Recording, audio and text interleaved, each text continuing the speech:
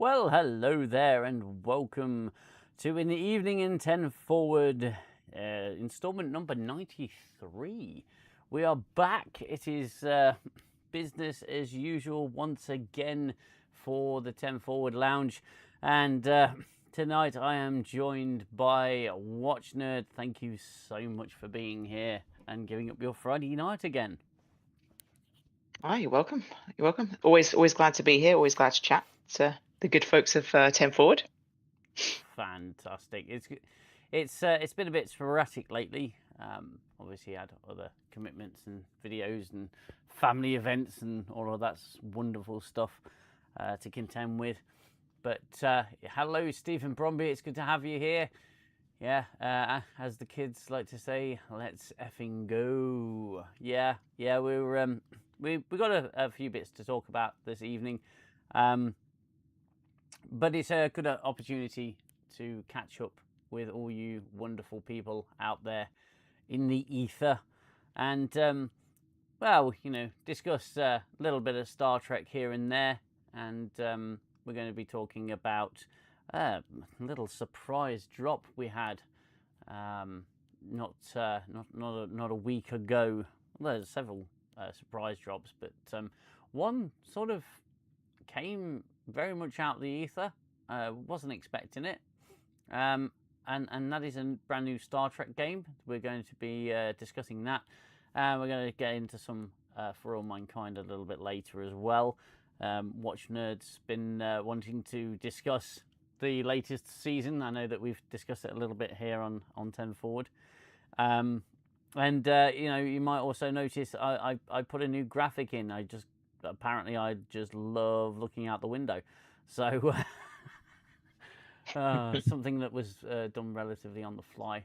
But yeah, we are back, and well, I have to admit, having sat with it for a little while, I've been looking at the Strange New Worlds situation and what it looks like here on the channel as to whether I'm actually going to be doing it. And I'm here to tell you right now, I've still not made up my mind on what I'm going to do with regards to continuing the new Trek diatribe.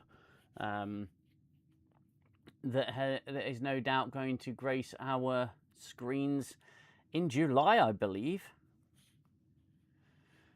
Yes, indeed. But you're not going to be watching it, are you, Dataran? Well, I've spent the last couple of months wondering what the meaning of life really is. I can tell you that it's not Strange New Worlds, and I'm finding it really hard to justify spending time on something that is ending or has now ended, and a run of Star Trek that had every reason to stop. And it's I keep saying that Starfleet Academy sort of was the straw that broke the camel's back, I suppose, having to sit through that utter mess of a show. But there's a degree of the fear of missing out on the aneurysm that I will get from watching that show, and I feel that it's going to be slightly impossible to get across to people, certainly when it comes to Strange New Worlds, because it's that apparition of a Star Trek show that really has split the fan base down the middle. I say down the middle. I still don't think that's accurate, but there are a good many people out there that genuinely like Strange New Worlds. And it's one of the shows that I've had the most trouble reviewing, and I've always tried to stay and remain fair with my analysis on it. But it's difficult because it's the show with the most blowback when it comes to things like comments. A lot of people will say to me that I'm just hating it to hate it for the sake of hating it. And I don't think that's accurate, because we've said many times before that we wanted to like it. We wanted it to be a good show. Stephen Bromby says, to be honest with New Trek, there's only so many ways to call it garbage before you risk repeating. Yeah, and I felt that I was getting to that point, Stephen, because it was becoming a regular thing with every New Trek show that I reviewed. It's just, oh look, they're shit again, and they're bad. They've just created this absolute nonsense show, and then they came out with Academy and proved us all right. But there is obviously the little issue of I'm a completionist. It's why I've chosen to do platinum videos. I'm a completionist, and I feel this sort of very I would call it mildly psychotic desire to see it through to the end, and I can already tell you that I have no expectations of what is to come from the ashes and the remains of New Trek, but I don't know. I feel that it's kind of a little bit Stockholmish, isn't it? Really. Those of you who are watching, just let me know if the sound is okay. If the sound levels aren't okay, then please let me know. I'd rather not the stream not be uncomfortable for people to listen to. Sound, I've recently learned, is not my friend. So if we are a bit loud or a bit quiet, please let us know.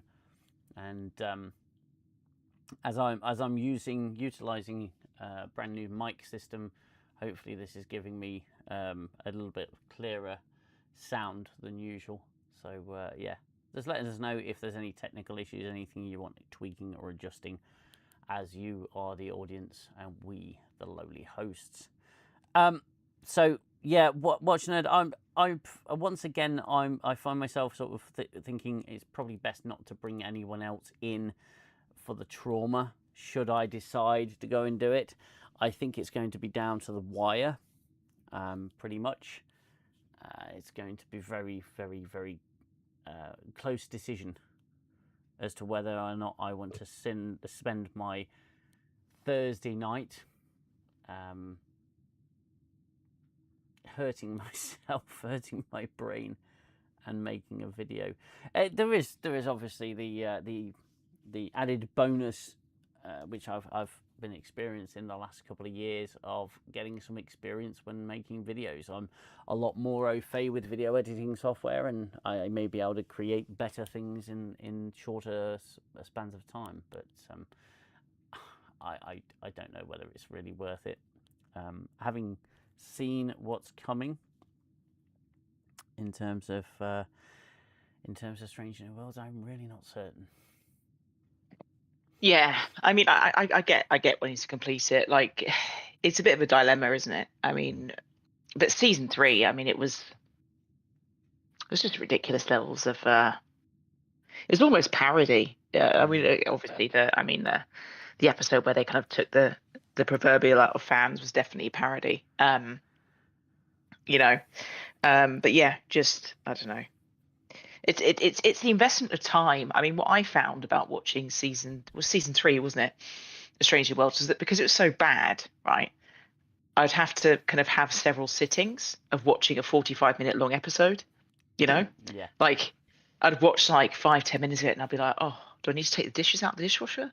Do I need to mop the floor? Do you know what I mean? Like, it would just be that bad that I just wouldn't want to sit through it. And so once I've watched the episode and made notes, it would be like 3 hours of my time. It's for total garbage, like yeah. So I know what you mean. It's a bit of a your house has never been so clean. Just like exactly. I mean, that's something that would be good, like if any of the chores I need to do, just watch season 4 of Strange New Worlds. Star Trek saved my house hygiene.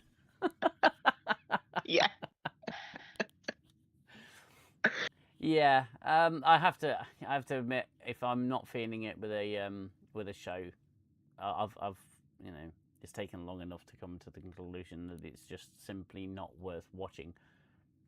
All those comments from people saying, "Oh, if you don't like it, don't watch it." It turns out that was pretty solid advice. Yeah, and I always the other thing is, I'm going to be brutally honest as well. That in between these hiatuses, I don't really do much with the channel. Whether that's through laziness or trauma, I don't really know. I don't really tend to put a lot of videos out there, and it's not as if I don't have a lot to say. It's just New Trek sort of kills the desire to open your mouth about anything else, especially the reactions that you get from people who do like the show. But in between seasons, the channel takes a real hit. We've gone to or we've gone from live streams that have hit almost 35 concurrent viewers, which for this channel is immense, to streams that in the quiet times, should I say, that barely reach 6 concurrent viewers. So it's difficult to just keep going when your channel's built on watching absolute crap, and then it just becomes a issue of people wanting to see you react to something that hurts your brain. Yeah.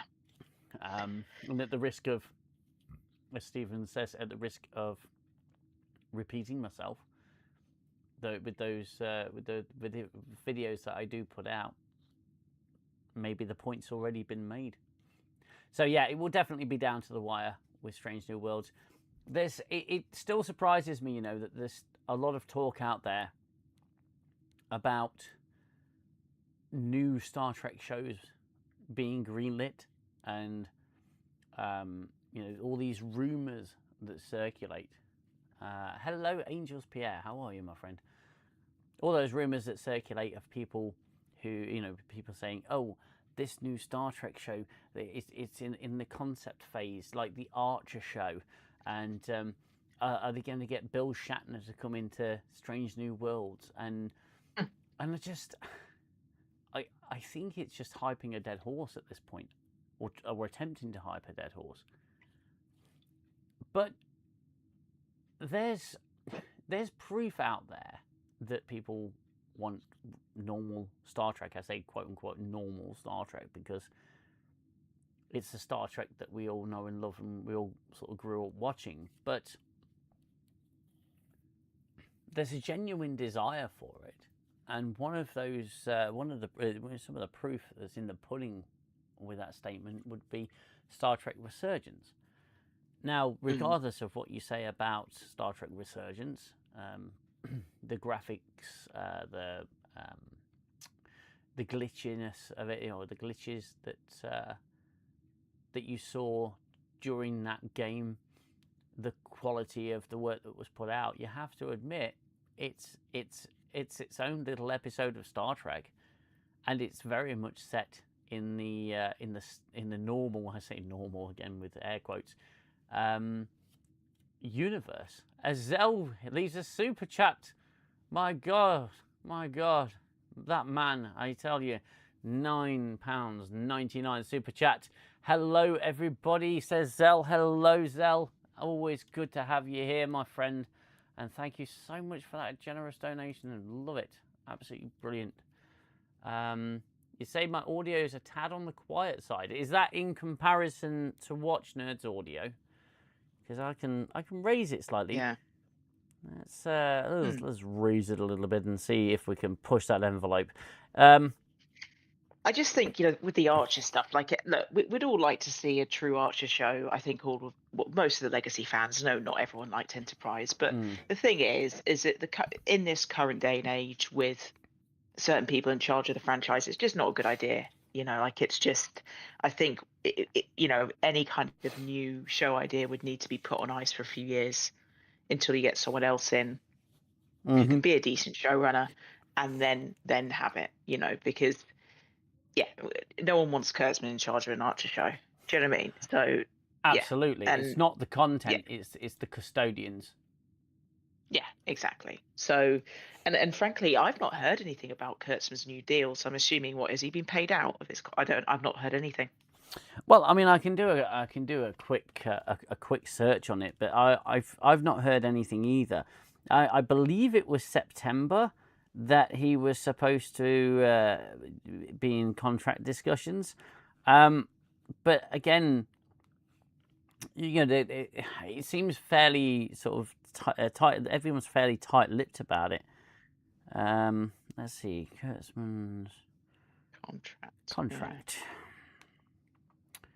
So, according to our good friend Mr. AI, Alex Kurtzman's overall production contract with CBS Studios and Paramount, signed in 2021, is set to expire in late 2026. So I'd say September was pretty accurate. The highly lucrative 9-figure deal gave his production company Secret Hideout exclusive rights to develop Star Trek and other premium content for platforms like Paramount. This we know, and this we know he failed. But there's nothing in there that signs new overall deal. Okay, so that's an old article through 2026. Yeah, so that's an older article. There's no news. There's no news that I can see, and I'm not doing major searches on it. If you are watching the stream and you are liking what you see or hearing, then please don't forget to hit that like button. That helps the algorithm, that pushes the algorithm, and it will push the stream out there as well to more people. So please hit that like button, show your support to the stream. Resurgence is what happens when you get Kurtzman away. You get normal Star Trek. I wonder why. Yeah, you're absolutely right there, my friend. The issue with research, well, I say it's an issue. It's very much a symptom of reality that Resurgence did as well as Resurgence was going to do, because Star Trek does as well as it's always done.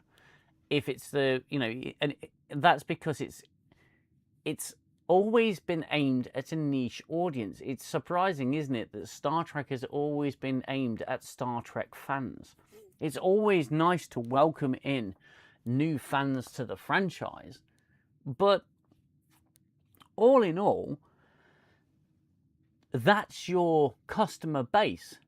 You want to always bring in new customers, but it's not always possible. But you have to make the product aimed at your customer base. Otherwise, it's game over. You're fundamentally going to change what it is you've got until it's unrecognizable by the very people that are there funding it. So Resurgence answered the call, and it was a superb game. I enjoyed playing it. I did it in segments, very, very kind of stretched far apart, mainly because of time constraints, but also because I also found it a story that I could pick back up whenever I wanted to, and it just worked, as a story.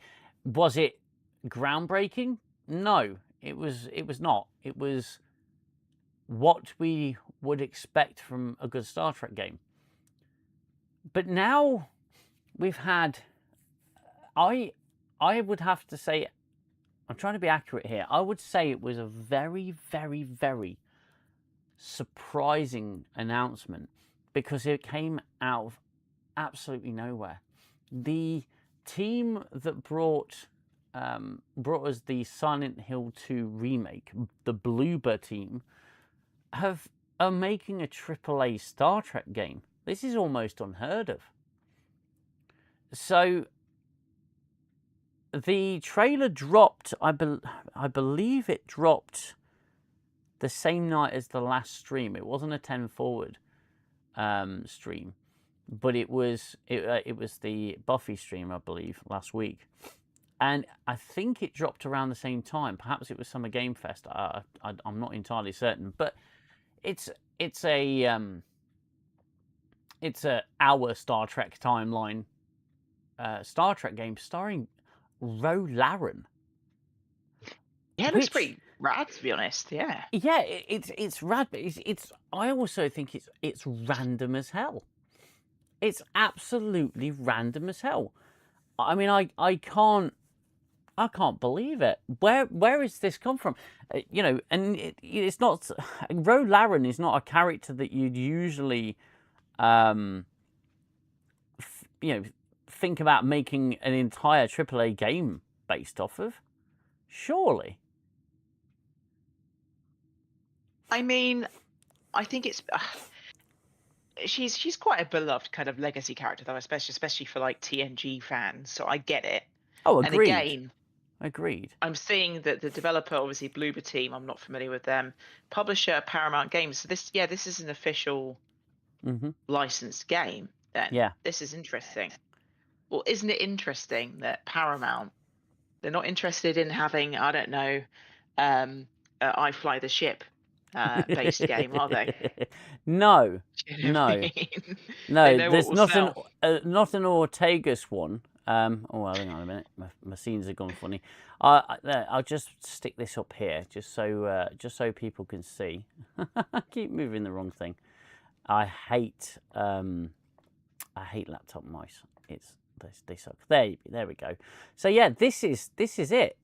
I'll leave it down in this corner for everyone. Star Trek Shadow Frontier, and it looks dark. It looks gritty, and it's Ro Laren. It's Michelle Forbes. She's voicing the character. Obviously, coming back to voice the character,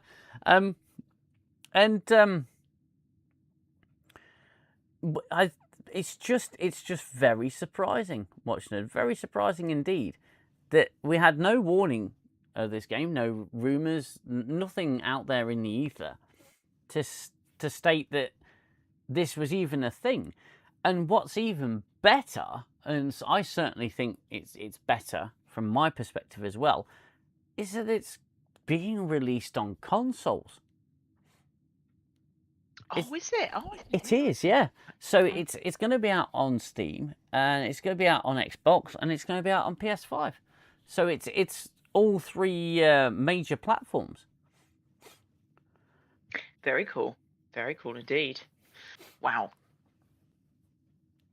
Yeah, I'll probably get it. I mean, I don't know whether I'll play it enough, but it's one of those things, like, because as Xell knows, like, I sometimes log into Star Trek Online.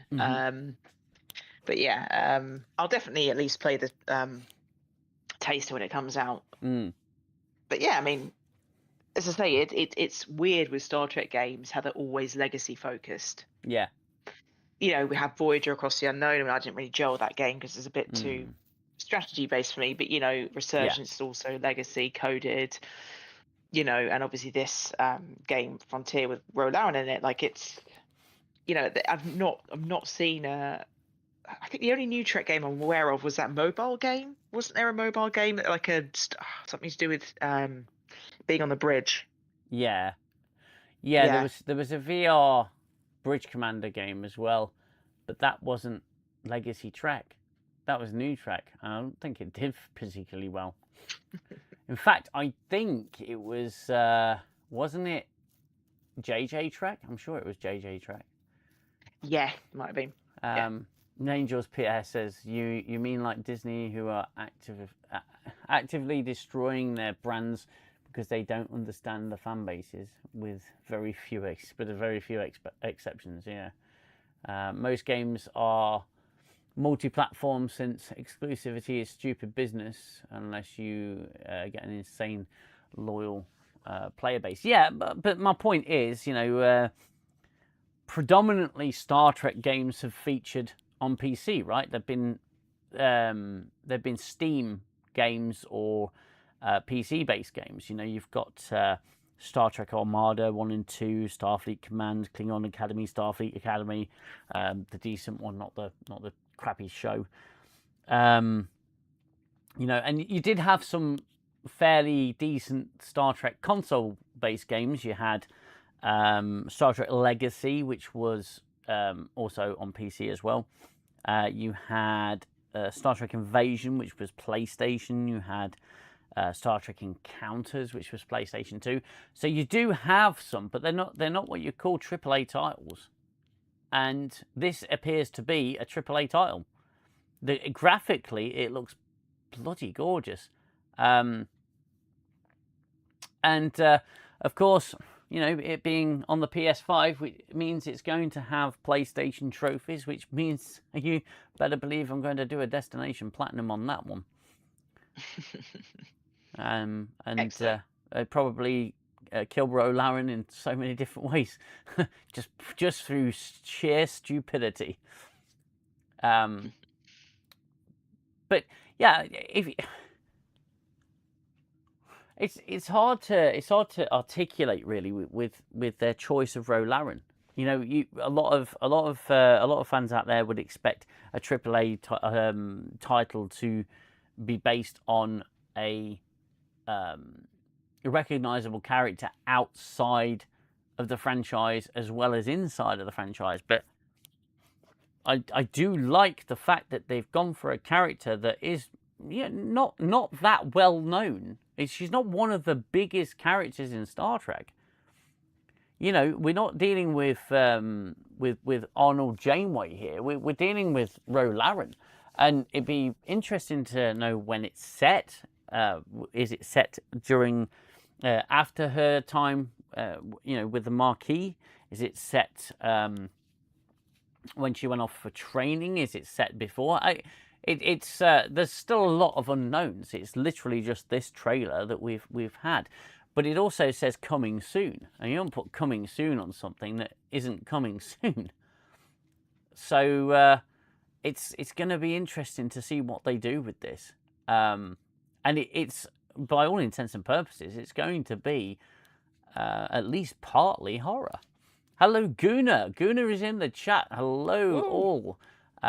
Angels Pierre says correct, but I would argue that at least 60% plus of the entire gaming space is PC.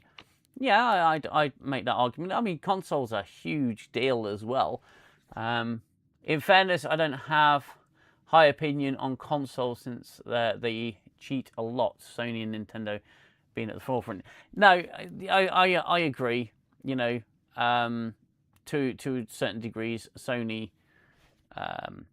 haven't exactly been the greatest gaming company in the world, but the same can be said for Xbox. At the end of the day, they're trying to battle it out in a certain market. Gooner says, I hope the panel and chat are well. We hope you're well too, Gooner. You can feel free to join us at any point if you so wish. So this is a Ro Laren game. Yes, it is. It is. It's a AAA console release, or that's at least what they're saying. It's a AAA console release as well as PC, but mainly you know, console as well, which is good. There's a teaser trailer for it as well. There is. Yep. Yeah, absolutely, and it does look very, very, very impressive. Voiced by Michelle Forbes herself. So yeah, they're obviously going for a certain market. I like that though. They're going for like proper Trek fans, like as in legacy Trek fans who would know, you know, who she is, and that's who also game. I think that's quite a good thing to do because you get. Do you know what I mean? Yeah. Genuinely, like I know obviously, yeah, you're narrowing the market a bit, but I think what's made Star Trek so bad in recent times is that they've tried to appeal to the masses. Mm-hmm. So yeah, strong idea. Yeah, and I think it's going to be something quite special. And I agree. If anything, their choice of a legacy character, I'm hoping that it's going to be the Ro Laren we know, rather than the Ro Laren from Picard season 3. I'm hoping, and we've always said this, haven't we, that if we were to be able to get rid of New Trek and strike it from canon altogether, that we would gladly sacrifice all the quote-unquote good stuff that has come out of New Trek as well, to ensure that Star Trek remains legacy Trek. Yeah.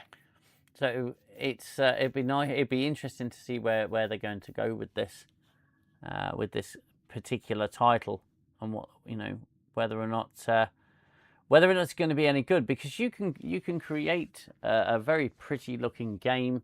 You can make it a great story, but if the gameplay is no good, you're screwed, because it's a game. Ro was one of my favourite Trek characters, so he's intrigued. Says, you know, Gooner's intrigued. I doubt the few new Trek fans know who Ro Laren is, to be fair. Yeah, they're not exactly au fait on the universe of Star Trek. They just come by to praise New Trek because it follows certain modern formulas, I would say. But yeah, that's really, really cool. I'm looking forward to the delusional defense of people mad at me and others when we say how much better the story is than current Trek. Yeah, usually that's their trigger, isn't it? Do they know what Star Trek is?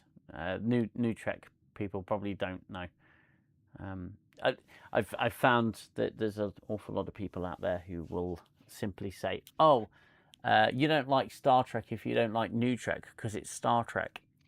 And it's like that. Firstly, that makes absolutely zero sense to anybody who's got half a brain cell. Secondly, you're trying to equate New Trek to classic Trek, and you're saying that your Trek is better when it objectively isn't.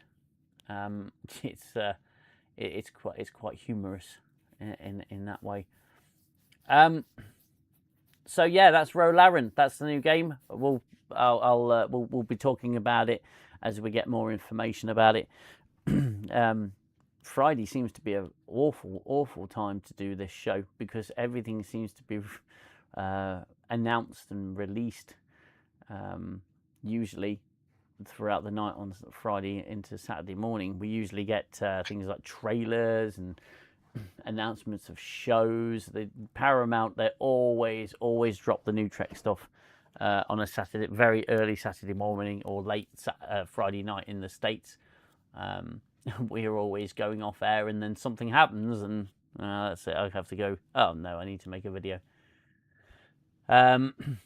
Angels PR, I just had this conversation with the new God of War game and announcement. Just because I don't like the new direction does not mean I am not a fan. Just had this conversation. Sorry, my brain misfired then. Conversation with the new God of War game announcement. Just because I don't like the new direction does not mean I'm not a fan. Exactly, yeah. And the new God of War game is again causing quite a stir, because people aren't really calling it a mainline God of War title because you don't play as Kratos. Yeah, I think that's probably not a good way to go. But hey, I'm not a massive God of War fan, to be perfectly honest with you. It's not something that I've ever really gotten into. It just wasn't my my cup of tea. But there you go.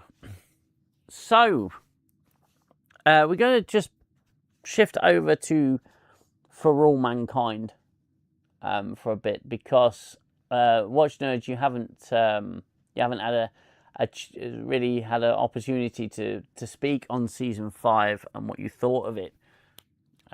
I've given a few thoughts of mine on season 5. I even watched Jill's one of Jill's latest streams, where she once again managed to get Robert Meyer Burnett on to talk about it. So congratulations to Jill. Well done. That's again Yeah. a cracking achievement to have a conversation with such a living legend.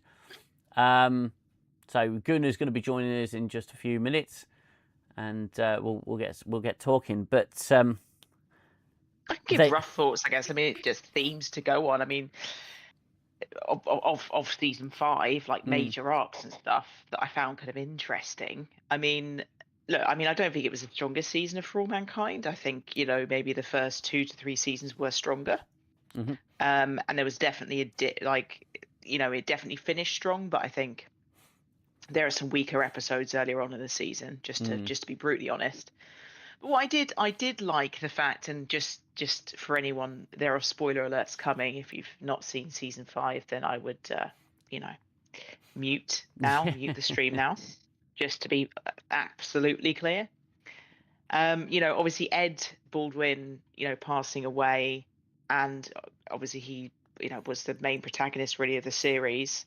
Now we only have one kind of original OG character, who's obviously in jail, Margot, and so that's what I really like about For All Mankind is that you do have that generational kind of story, that you do have these common threads. So you see how the Baldwin family and how the Stevens family, to a lesser extent, influence the exploration of the solar system. Do you know what I mean?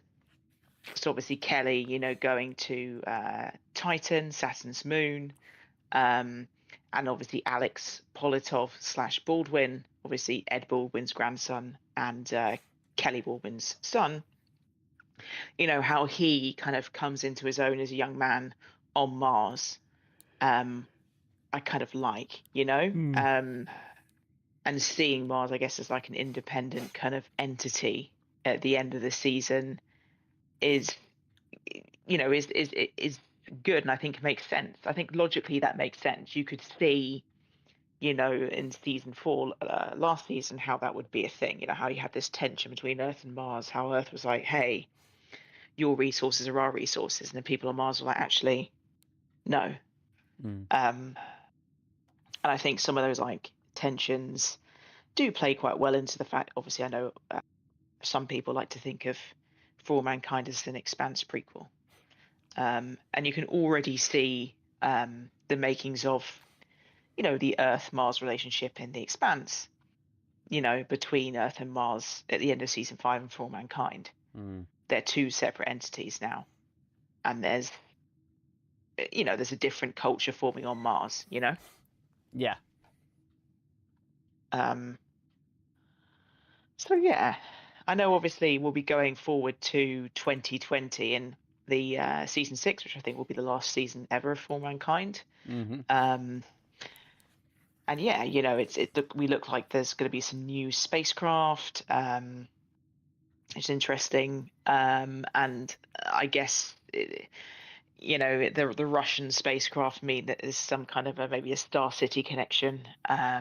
So yeah, as I say, there were peaks and troughs to the season, but I feel it was nice to see that continuity, and I'm really excited to see how they finish Margot's story next season. Yeah. So you see, Margot was a good deal younger than Ed Baldwin, so she's a lot further back than poor Ed in terms of age. But hello, Gooner. How are you? Hello. Can you hear me? Yes, we're getting some feedback from your playback of the stream, mate. Though I've just turned that off. How are you? How is everyone? Fantastic. How are you? Yeah, not too bad. A little bit under the weather again, but otherwise okay. Thank you. Not too bad. Thank you. Just surviving, as we all are, I guess. In this day and age, that's all we seem to be doing at the moment. Is surviving. But it's good to see you, and thank you for inviting me on as always. I'm not going to stay too long, but you said you were going to speak a bit of For All Mankind. We watched that, so I thought I'd just chime in with a little bit of that. Yeah, absolutely. I mean, at the end of the day, I've given my sort of general thoughts in past streams. So the floor belongs to you guys, please. Well, I'll let Watchers carry on because I think I probably caught her in mid convo. So if you Watcher, if you want to carry on while I joined, I think you were saying something. Yeah, I mean, just as a thing in general. Also, it's nice to see Irina Morosova, obviously the one of the well-known people from Star City, I guess. I've not, well, as in Star City's in the place in the For All Mankind universe, obviously form an unlikely alliance with a leader, and also for Miles Dale to become the first president of Mars. Like, that was pretty cool to see. Yeah, as I say, I was 50-50 on the Stevens descendant, being in kind of like the what do they call it, the expeditionary force, the Marines that are on, what's it, you know what I mean, the kind of Earth expeditionary force. But yeah, I think it kind of, I really liked it, the final episode, for her to see where her dad passed away. I think was, again, it's just that it kind of draws into the cyclical kind of nature of For All Mankind. Yeah. And not many shows do that anymore. They don't have that kind of common thread running through with the families and, how they do from generation to generation. But I was kind of thinking about this the other day, and that a lot of industries that have been around for a while, you will get families who, all of them have been in that industry, Yeah. like even seafaring, for example. So it's not kind of unrealistic for the same to be a thing with spacefaring, families. Yeah, I like that. I know some people might think that's a bit corny, but for me, it isn't corny. So Well, yeah, it's interesting seeing her reaction, or seeing her trying to cope with the possibility that she may be mentally unstable because the family has a history of it. Her granddad had it to a degree. He had a little bit of psychosis on the moon. You could call that stress related, and a bit of cabin fever. But it's very much a worry for her because of her father and who he was, and the things that he did, and the narcissistic, deceitful tendencies that he exhibited throughout season 4. Was it season 4? Season 3? I think it was. Yeah, because I don't think there was any Stevens in season 4. I think. No. I think I'm correct in saying that. Yeah. So yeah, it was interesting from that point of view, but beyond that, I found myself not really engaging with her character, much like yourself watching it, just not really engaging with that character, and not feeling any kind of desire to keep seeing that character in there. It's somewhat underwhelming, I would say, in that sense. That was just my point of view. Yeah. But Gooner, Hello. please bless the stream with your opinion. Bless the stream.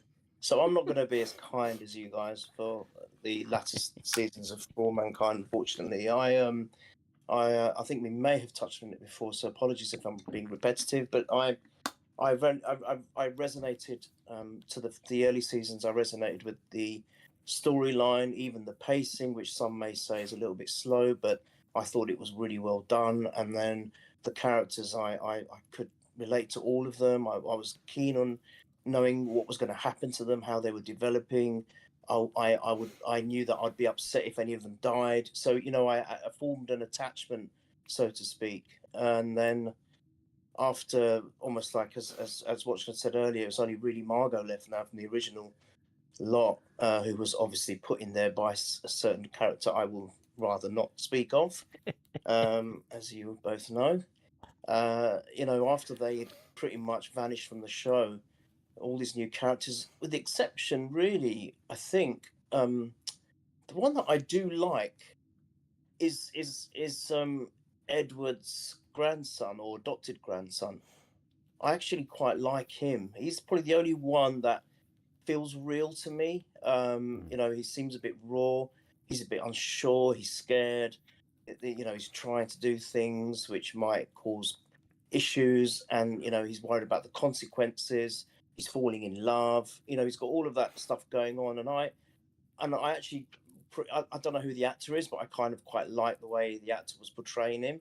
So he was probably the only one that I thought out of all of them now, of this new generation, if you like, is someone I could actually resonate with. But in terms of the show itself, I think I just lost it. I didn't, as I said to you, you know, I normally listen and absorb every word that's being said. If I feel I've missed something, I'll rewind it. This one, I could miss 2 or 3 scenes and it wouldn't even bother me. I just couldn't have that. I didn't find that connection. I agree with Watch Nerd. I think the latter shows or episodes of season 5 were a little bit better, a little bit more enjoyable, where I wasn't having to switch off and start again or falling asleep while I was watching them. I was kind of quite into it. So I think, you know, kudos for the latter episodes, but generally, especially seasons 4 and 5, I just couldn't connect with, which is a real shame, because I thought we'd lost that danger element, we'd lost that intensity. Everything was so fraught with danger and so difficult to achieve. In the latter seasons, it felt almost like, yeah, we're going to Mars, yeah, we're going to Titan, yeah, we're going to go to Pluto, yeah, we're going to go to the next galaxy. It almost felt too easy, and you'd lost that sense of danger. So I'll quickly, if you don't mind, I've watched the first 3.5 episodes of Star City, and actually I'm actually quite surprised. I thought it was going to be just a rehash, because we've discussed this, of For All Mankind. If anyone hasn't watched it, what I like about it, you can actually watch this show, so far from what I've seen, as a standalone. You don't have to watch For All Mankind. You can watch it on its own, and what it's got that gritty Chernobyl feel. If any of you guys have watched Chernobyl, which I think is a terrific series, by the way. I know it was done by English characters, so or English actors predominantly, and so maybe the authenticity isn't there. But I actually really like Chernobyl, and it's kind of that dark, gritty kind of vibe, I feel. And again, you've got a lot of English actors, so you don't have the authenticity of a Russian-speaking, you know, dialect, if you like. But I actually am enjoying it. It's really dark and gritty, and you know, I didn't think I was going to like it. I spoke to Watch Nerd, I think, after watching the first episode and a half, and I was thinking, no, this is too dark and gloomy for me. I can't do it. And then we were kind of discussing, you know, were they really like this, or are they being portrayed to be really bad, and that's not a good thing? And we were having this kind of debate. But actually, going on to another couple of episodes, I think it's not been done too badly. Whether I can do 5 seasons of it, if they're planning to do 5 seasons, that's a different matter. But what I will say is, if anyone wants to watch it and they think, do we have to watch For All Mankind first? I don't think you do.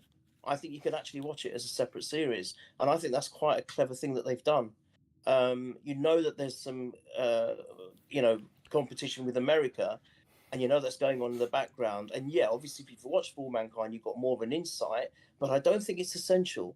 So that's just my early kind of remarks or review of Star City, without going into too much detail, because I know people haven't watched it, and if they may want to. So I think it's pleasantly surprised me. I thought it was going to be really boring and really slow and dull, but actually they're putting some bits in it which is quite interesting.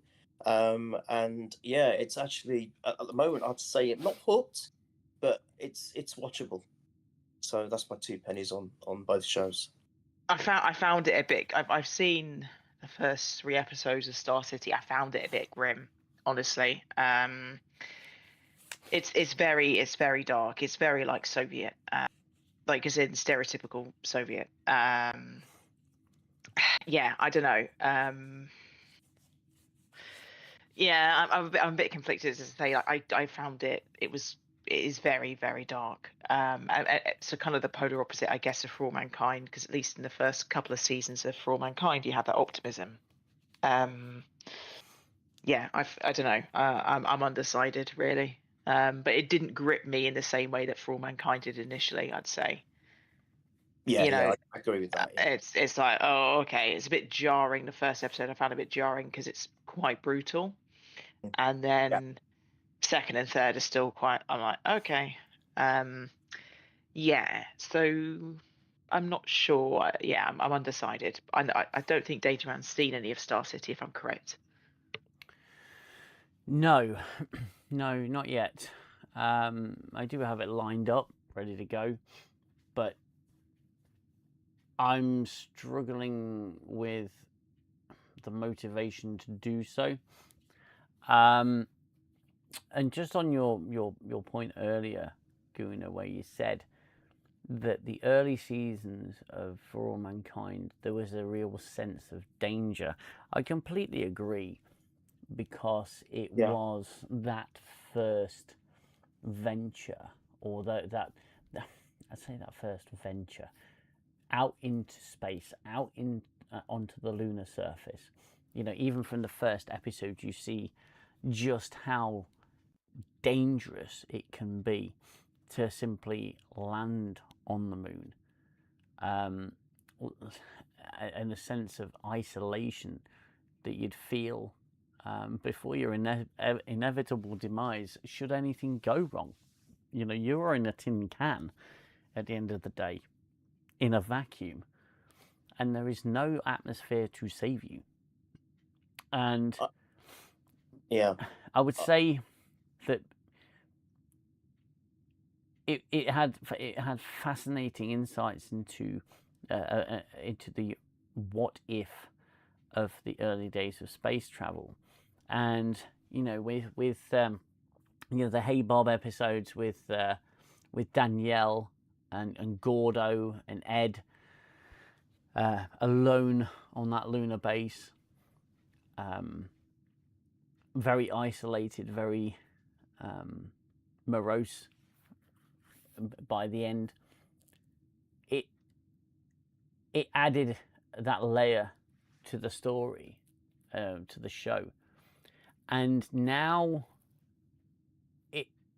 as the show's progressed, and this is why I say a few weeks ago that it's a victim of its own progression. Now space travel seems almost pedestrian. And you know, it's now just really easy to get to Mars. It's now just really easy to get to the moon. So much so, you know, the director of NASA can go to the moon, whereas before you had to be a trained astronaut to do it. Now they're doing passenger liners and space hotels and stuff of that nature. I'm surprised Uber hasn't got involved. Yeah, I was just catching Uber to the moon. He's probably becoming next season, you know. Wouldn't surprise me. And you know, don't get me wrong, I'm not being critical. That's not a critical point, because obviously the show has to evolve. It has to move on, and things have to. We're fans of Star Trek, and well, you can't get more pedestrian space travel than a Star Trek. Space Uber, yeah. But I think that's why I say it's a victim of its own progression, because inevitably it has to evolve. The stories and the human race in that universe has to evolve to a point where space travel is pedestrian.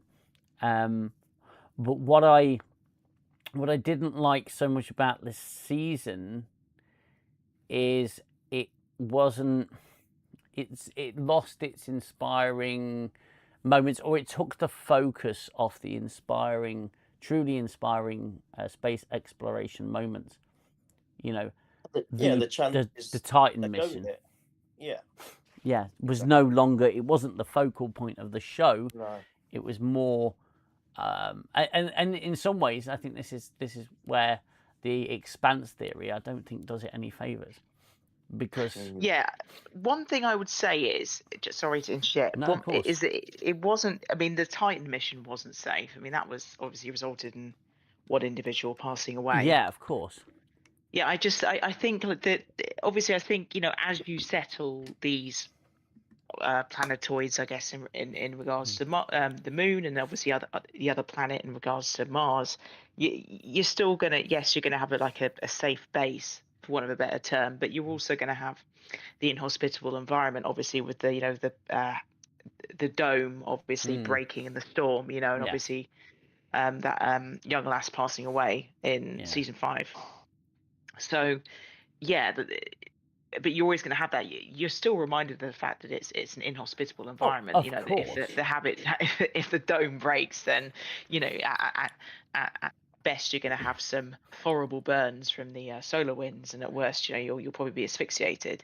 So yeah, but I think that's kind of natural, as I say, as it progresses. Like because in order to have people living on Mars, you've got to have some kind of habitable environment. Otherwise it's not going to work, is it? Of course. And this is not a criticism of the show in that sense.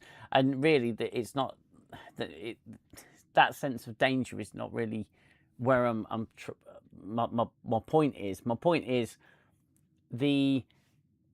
I think that the show for me has been always pushing that extra boundary.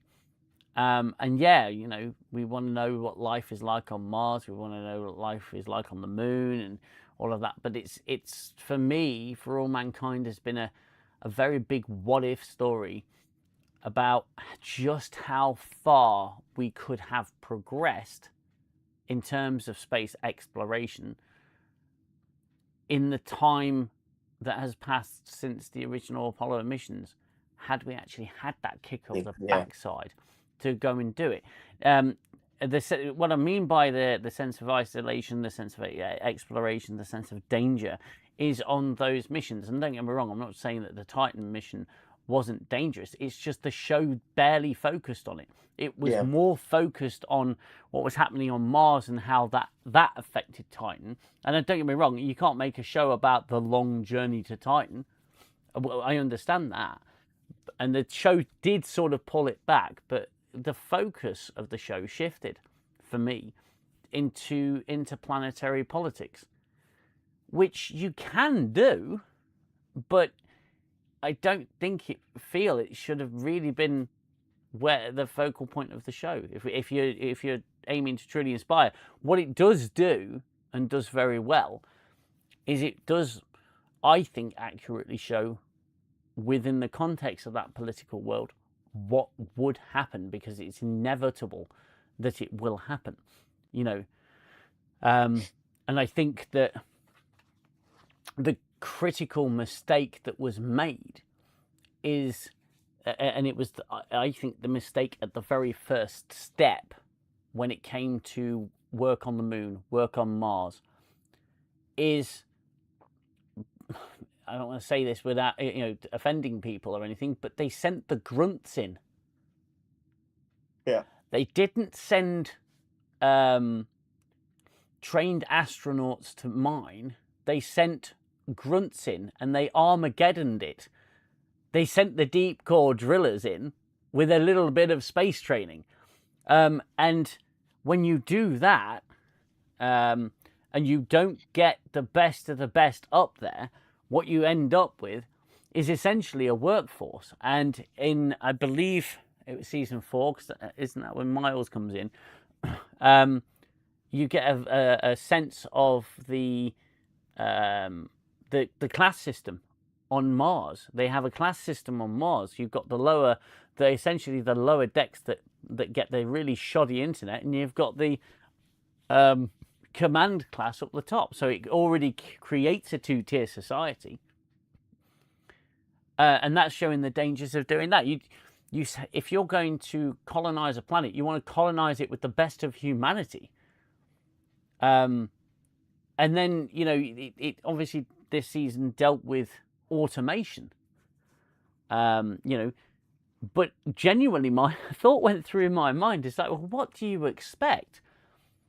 You want to go out there and do the dangerous work and get the wage and live your life, or do you want to build a planet?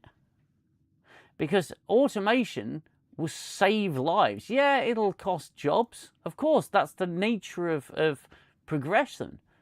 But the automation thing, I thought, while you could understand where they were coming from, it was always going to be an inevitability. You cannot build a massive city on Mars, which is Dev's plan, without automation of some degree.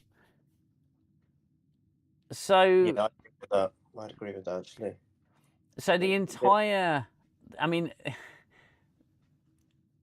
I suppose it's a folly of the young that Alex just released the news. It was him and his other half released the news that they're going to lose. Everyone's going to lose jobs. The Marsies aren't going to be able to stick around anymore. And actually, rather than embracing the automation that's going to help them build another civilization on a different planet. RRTNZ is $5 New Zealand. Thank you very much. Nice. My friend, that's very kind super chat there. Hail, danger people. Hey, I like that. Danger people. The UK certainly is looking a bit dangerous at the moment. Hope you're all well. And that phase variance has been the normal parameters. Well, it slipped a little bit out of the normal parameters, my friend. Certainly over the last month. The world has certainly gone a little bit bonkers. But we got good shows and good entertainment keep me as busy. So what can I say? Phase variance, love it. They could have found something on both planets, one on another planet, and then racing who is first. Yeah, the continuation of the space race. It didn't make sense that Dev planned a big city and had plans for AI automation that would send most of the workers back to Earth. Well, no, I think it would make sense, but you want automation because it increases your productivity. It doesn't. There's still going to be people needed to maintain the equipment. There's still going to be people needed to, for many other purposes. So rather than it being people being sent back to Earth, it would be a case of change of role. This is now This is now the role that you're going to take on, because a lot of the quote-unquote grunt work is going to be taken over by the AI automation. Well, sorry, go on, Washington. Go. Yeah, I was just going to say, I mean, I think, Dev is obviously hugely inspired by Elon Musk. I mean, as we can all kind of, attest to. So I think it is kind of an allegory to kind of SpaceX. Obviously, SpaceX is Musk's company, went public today, and then Dev obviously has Helios Aerospace. Yeah. And in both real life and in For All Mankind, they're disrupting kind of the traditional government space race between America and the Soviet Union, obviously, in For All Mankind. And so I think that's kind of why it's been written in, is not just obviously for the For All Mankind universe. Obviously, yes, it's easier to build a city if you've got robots as opposed to just humans. But it also kind of ties into kind of the current day themes of automation and LLMs, all that kind of thing. So I think there was two things at play here. But yeah, they needed that. I think they needed that bit of conflict, didn't they? In this season, and I get why they've done it. Obviously, with the current deisms of AI and robotics and stuff. There was one thing I did say when they started rioting again, and when things went to shit for the second time on Mars. I did actually say out loud, "Oh, here we go again," because we'd already had that. And it happened again. And Anti-Derivative Jill and their viewers have just joined. Hello, Jill and her viewers. Thank you so much for joining. Gooner, please continue. Yeah, I think for me, I didn't mind the automation thing. I thought that it's inevitable, as you guys have said, and there's going to be some sort of conflict on it. I think whether they've dwelled on it too much, I don't know. See, this is the thing. I think it lost balance. The latest season's lost balance. Of course, for me, this is a personal thing. the reasons why I like the earlier seasons, because I felt involved. I felt intensely immersed in that danger, being there. What's going to happen next? Oh my God, are they going to survive? How are they going to, get around this problem? This is why I liked Enterprise, because Enterprise was a raw ship with a raw crew, and they were actually learning on the fly. And it kind of reminded me a little bit of that, where, they hadn't experienced any of these eventualities, if you like, that were occurring before their eyes, and they were having to deal with them and get around them. And I felt very immersed. When it came to the latter seasons, I felt detached.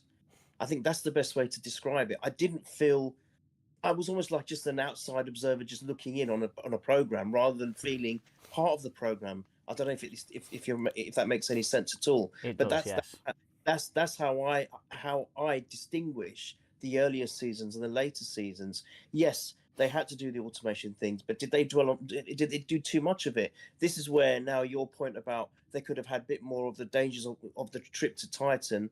We could have had a little bit more exposure of that if we had a little bit less on the automation thing or the political thing. I'm not saying they shouldn't have had the political thing, because yes, inevitably that's going to happen. So I think it lost balance, and it just became almost like it was getting further and further away from me, if that makes sense. It's so difficult to explain, but I just didn't feel like it was giving me anything back, whereas the earlier seasons certainly were. It was a complete contrast.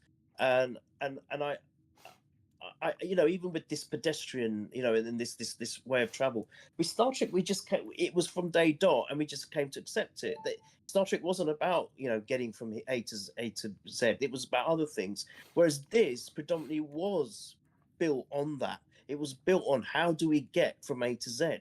How do we do it? There's going to be all these dangers, and I think that's what I liked about the earlier seasons. Again, it was about how are we going to negotiate it, and I love the way they showed all of that. Even from the earlier episodes, when you had the Hopper thing, where they couldn't, only a couple of astronauts could actually control the thing, and then one of them actually died, didn't they? The one of the female astronauts, it crashed, and all of that was just, I found that fascinating. I thought, this is really intense, and I just felt it was all gone in the later seasons. I thought this is more about, I don't know. It didn't feel. It felt almost as if it wasn't escapism anymore, if that makes any sense at all. And now this is why I know it seems like I've become a Star City fanboy. I'm not. I'm certainly not, and I agree with watching it. It is very grim. It's very dark, and it's not going to be everyone's cup of tea. But I think, from what I was expecting, which was like just almost like looking at the same thing on it with a different lens or a different set of glasses, it's not that. It's actually quite interesting. And I think they're doing it differently. And I think it might be worth any of you guys who haven't started watching it to actually give it a go, even for the first few episodes, and then just see what you think. But I don't know if it's going to be worth doing a full 5 seasons. I don't know what their plan is with it, but I think at least the first season might be worth a go, because the latest episode, there's little things that's happened which you think, this is going to cause a little bit of tension, and how what's going to be the outcome of it. So I'm kind of a little bit on board with that one. But yeah, that's what how I've come to my conclusion about For All Mankind, which is a massive shame. However, having said all of that, I wasn't going to watch season 6, but I think I will. To come this far and watch 5 seasons, I might as well finish it off and watch season 6 when it's released. Now you've got the completionist bug. Absolutely. Yeah. And I fear, like I said at the beginning of the stream, I fear that the completionist bug will take over me when it comes to Strange New Worlds. Hello, Tetrarch of Apathy. It's good to have you here. And RRTNZ said Enterprise was massively underrated. I think we can all agree with that. It hit its stride in season 3 and 4, but by then it was too late. In retrospect, Archer is a serious rival to Kirk for best captain ever. I'm not a Bakula fan. Well, yeah, that was interesting, because Enterprise was underrated. It was unappreciated in its own time, and it was just coming into its own when it was cancelled. Some of the best episodes, I think, are in season 3 and 4. Seasons 1 and 2, it was a bit rough around the edges. And this is the argument that New Trek fans always use.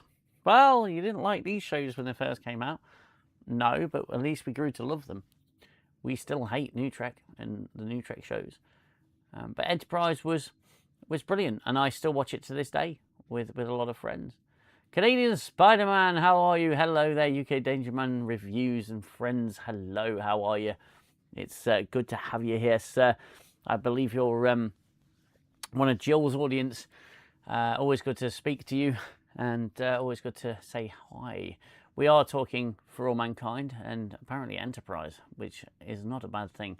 But in terms of For All Mankind, I agree with you, Gooner, and I do agree with you, Watch Nerd, as well. It's a very complex show now, and I suppose the Neanderthal in me misses the simplicity of simple Apollo 13 levels of peril in the show. But I do think that maybe it's a toss-up between what my original thoughts were on the premise of the show when it started. Maybe there's a little bit of bias there when it comes to that, as opposed to what the show was intended to be, rather than how it's been received. I will break just to remind people, if you are enjoying the stream, hit that like button for me. That really helps the channel. It helps the stream gain a bit more spread and a bit more scope. The likes would really go far. If you're not enjoying it, that's absolutely fine. Then you must be a masochist like me when I'm watching New Trek. But if you are enjoying the stream, then hit the like button. That's what it's there for. I'd always appreciate it. So yeah. I feel that it has been. The show has definitely had its ups and downs. Oh, thank you very much, the Rocco. It's definitely had its ups and downs, but I've, for the most part, I found For All Mankind a positive experience. There were some real moments in season 5 that did sort of hit hard, and the dome sequence was one of them. Very well filmed, very well produced, and very well acted. But season 5, I suppose, whether fairly or unfairly, hasn't lived up to my expectations. And I still maintain that I think that they ended Ed's story a tad too early in the season. I feel that he could have gone for a few more episodes, and maybe the mid-season mark, maybe a little bit later. I'm not saying that Ed's exit wasn't superb. It was very well done, and it was great to see that certain character back as well. And the other characters as well. I suppose in some respects, like Gooner, I'm just missing certain characters. And Gooner, if you're wanting to get it off your chest, you can talk about the character that you absolutely adore. Not going to give her any airtime whatsoever. No way. Unless one of you guys want to talk about it, then I'll chime in. But no, not for me. All I'll say is I think it was an unnecessary character and a waste of time, because everything that she did, Margot could have done, and I just don't understand why that person was in the show. And I think the biggest beef I have with that character is the way she's almost like feeling, oh no, she's in prison now. No, oh, well, you're the one who put her there. Yeah. You're the one who put her there. So now live with that. It's your fault. No one else's. Your fault. But no, sorry. I find her arrogant. I find her very kind of abrasive, grating, all the negative words. She is just Michael Burnham 2.0, and that's all I'll say. She does tend to stare at things and almost in a... Can't act as well. Sorry, can't act. Thank you. yeah, the character does stare at things a lot and weep. Yeah, I can't say I was a massive fan. And again, she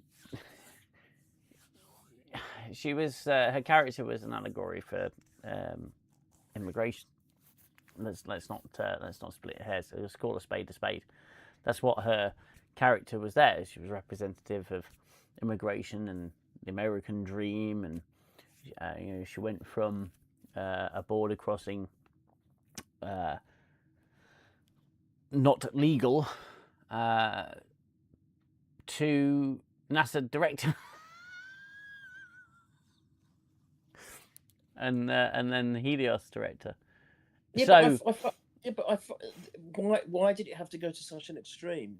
That story could have been done, I think, in a lot better way, and it was almost as if, because it's this, we'll just make her the best of the best, and she'll go straight to the top. I found it all a little bit OTT.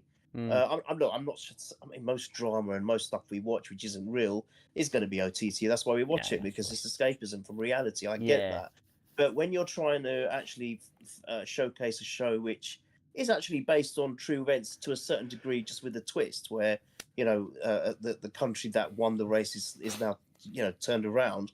It's still kind of done on true events, if that makes any sense, and then it's based on fact fiction after. I still feel that we're trying to look at reality in a way. I just found that a bit OTT. She could have still made a massive mark. She could have still done something, but it didn't have to be. I felt that the character's direction was just bizarre. I found it OTT. I found it unbelievable, and I just found it bizarre. And even that thing about her, I don't know if they've explained it, because I certainly didn't catch it, where she was like setting fire to things. Yes. I don't know whether that just didn't make any sense at all, and I don't recall them even following that up. So I maybe I missed it. Maybe you can correct me, but I just found that all bizarre. I didn't like the character from the start. I just thought, what is this? What is this all about? And not for me, certainly. And I just felt that, as I said, Margot could have done everything that she did, and I understand maybe the reasons of why introducing this character, but they could have developed her differently, and they could have done it better. And I think if they did that, she could have been more likable, in my opinion. Yeah, you're absolutely right about the arsonist within her, and that story, that thread line being completely dropped and just stopping dead. Because as far as I'm aware, it never mentioned again. And I have to admit, I'm with Gooner on this one. I'm not a massive fan of the character. Oh yeah, me neither. I'm not. She's not one of my favourites. That's for sure. A leader. I don't enjoy her character at all. No. So judgmental. Yeah. And I don't know. I think there are some fantastic characters in this show. I'm always going to be a fan of Ed Baldwin. Joel Kinnaman is superb at playing that caliber of character. He's brilliant every time. He was fantastic in House of Cards, because he's got that flip on a dime quality about him. He's absolutely brilliant. Molly Cobb is again one of my absolute favourites. Oh, she was brilliant. And her husband Wayne, I loved that character so much. He was great, yeah. I didn't know what to make of him at the start, and then he just grew on me. I thought, wow, this guy is superb. He was brilliant, wasn't he? You found. I don't know about you guys, but you found a parallel between how you felt about him when you first saw him, to how Karen felt about him when she first saw him. It was like, who is this guy? Oh my God, he's clearly a stoner. He's a bit weird. He's a bit socially awkward. But he actually turns out to be one of the most intelligent characters in the entire show. Actually, one of the most strongest as well, if you think about it. Yeah, and the fact that, and I love the interaction between him and Karen when she comes to visit him and has a go at him. And he just bites back with such so intelligent responses. And you begin to see how he views the world, and how he views the fact that his wife is going into possible death, and it's really bothering him, and it's really affecting him, and he isn't the stereotype man, you know, of those times. He is a deeply feeling person who will show those feelings and try to deal with them. He's a fantastic character. Danielle Poole, I thought, was a great character. And her relationship with Ed and how that evolves over time. Yeah, You know- it's a shame she's not in the show. I guess she's kind of aged out, hasn't she? Margot Well, as well. I mean, she's- Margot, yeah. I think, is probably one of my faves. Mm. Even Irina, you know, the Russian lady who's obviously Yeah. now being profiled more in Star City as a younger woman, obviously. But Yeah. I think Irina, you know, she's. I like, you know, the fact that she's, you know, ex KGB, obviously, in For All Mankind, and she's she's an interesting character, and the actress plays her very well. Yeah, I much preferred her to a leader, obviously. Yeah. You know, You yeah. preferred the Soviet bag that had Sergei killed over a leader. Yeah, because she's just more. There's more character to her, and she's Yeah, you There's kind so of much get, depth. you know, Yeah. there's depth to her, and you kind of get. I mean, because at the end of the day, you know, Irina, I think, just does what she needs to do to survive in that environment. Yeah. She's a pragmatist. She's not like vengeful or particularly judgmental. She even says to her leader, I think she's like, look, sometimes stuff just needs to be done. Yeah. Do you know what I mean about setting the command center on fire? She was just very nonplussed about it, Irina, because she knew she's not like, oh, F these people. She's just like, we need to do it. Otherwise, we're not going to be able to, you know, survive. Like, it's very matter of fact. Do you know what I mean? Yeah. There's no malice behind it. It's just like, look, it's them or us. Like, sorry. Yes. Yeah, that it's the cold calculation. And yeah, I like that. And there's a lot. I mean, I'm a Gordo Stevens fan as well. I think the guy's a fucking brilliant. legend. Absolutely brilliant. And- I thought, And his I thought- relentless pursuit of Trace as well is just fantastic. It's superb. It was great. I actually liked all the base original characters, to be fair, apart from obviously that one. But they were just superb. And the thing about Mr. Stoner, he was almost like probably the most, actually in some ways, probably the most complex character there. But he dealt with life with the most beautiful simplicity when he was explaining things. And I think the way they wrote his lines and the way they wrote that character, that was spot on. I mean, the more and more I think about it, I mean, I've always felt that. And and I think if you look at Molly Cobb, what a strong, powerful character she was, but she was so good at it. She wasn't one of these, I'm in your face, and, you know, like the way a leader is shown to be. Like, yeah, you just listen to you do what I say. I'm the boss. I'm the king. I'm the best. Now, Molly Cobb was kind of like a very, in a lot of ways similar to her, but she would do the wisecracks, the little dry humor, the sarcasm, and it just worked. And I think it probably needed a character like her husband, because he was probably the only one who could really rein her in. If that makes ground sense. her. He was her anchor. Ground her. That's it. Exactly the right. And this is the thing, Gooner. Molly Cobb is one of the strongest female characters in that show. She's got metaphorical balls, that woman, and she's got an attitude, and she's a hard nose, but she's also incredibly soft and sensitive, depending on who she's around. And here's the thing, you don't hate her for it. No, because she's not a fucking Mary Sue. She gets things wrong. She's in the wrong quite a lot in this show. And she is humbled. Yeah. Yes, she's heroic. Yes, she's gung-ho and everything. And yeah, she sacrificed her sight. Yeah, that was brilliant. To save a human life. Fantastic character. Brilliant person, and someone you definitely would want to know. And you knew she was going to do it. You knew she was going to do it. Of course you knew. I know you like a bit of suspense, and you think, oh, I wonder what they're going to do. But you just knew, and it just played out brilliantly. You knew that she was going to put her own life at risk, and she did it. I just loved that about her character, and it was almost as such a great character. She didn't even want to take any credit for it. She just didn't want to know. It was, oh well. She tried to hide it.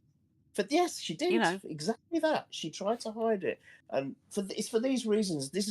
She's one of the characters. Is one of the reasons why I'd watch the early seasons again without hesitation, because I thought she was written brilliantly. Yeah, absolutely brilliantly. Phenomenal.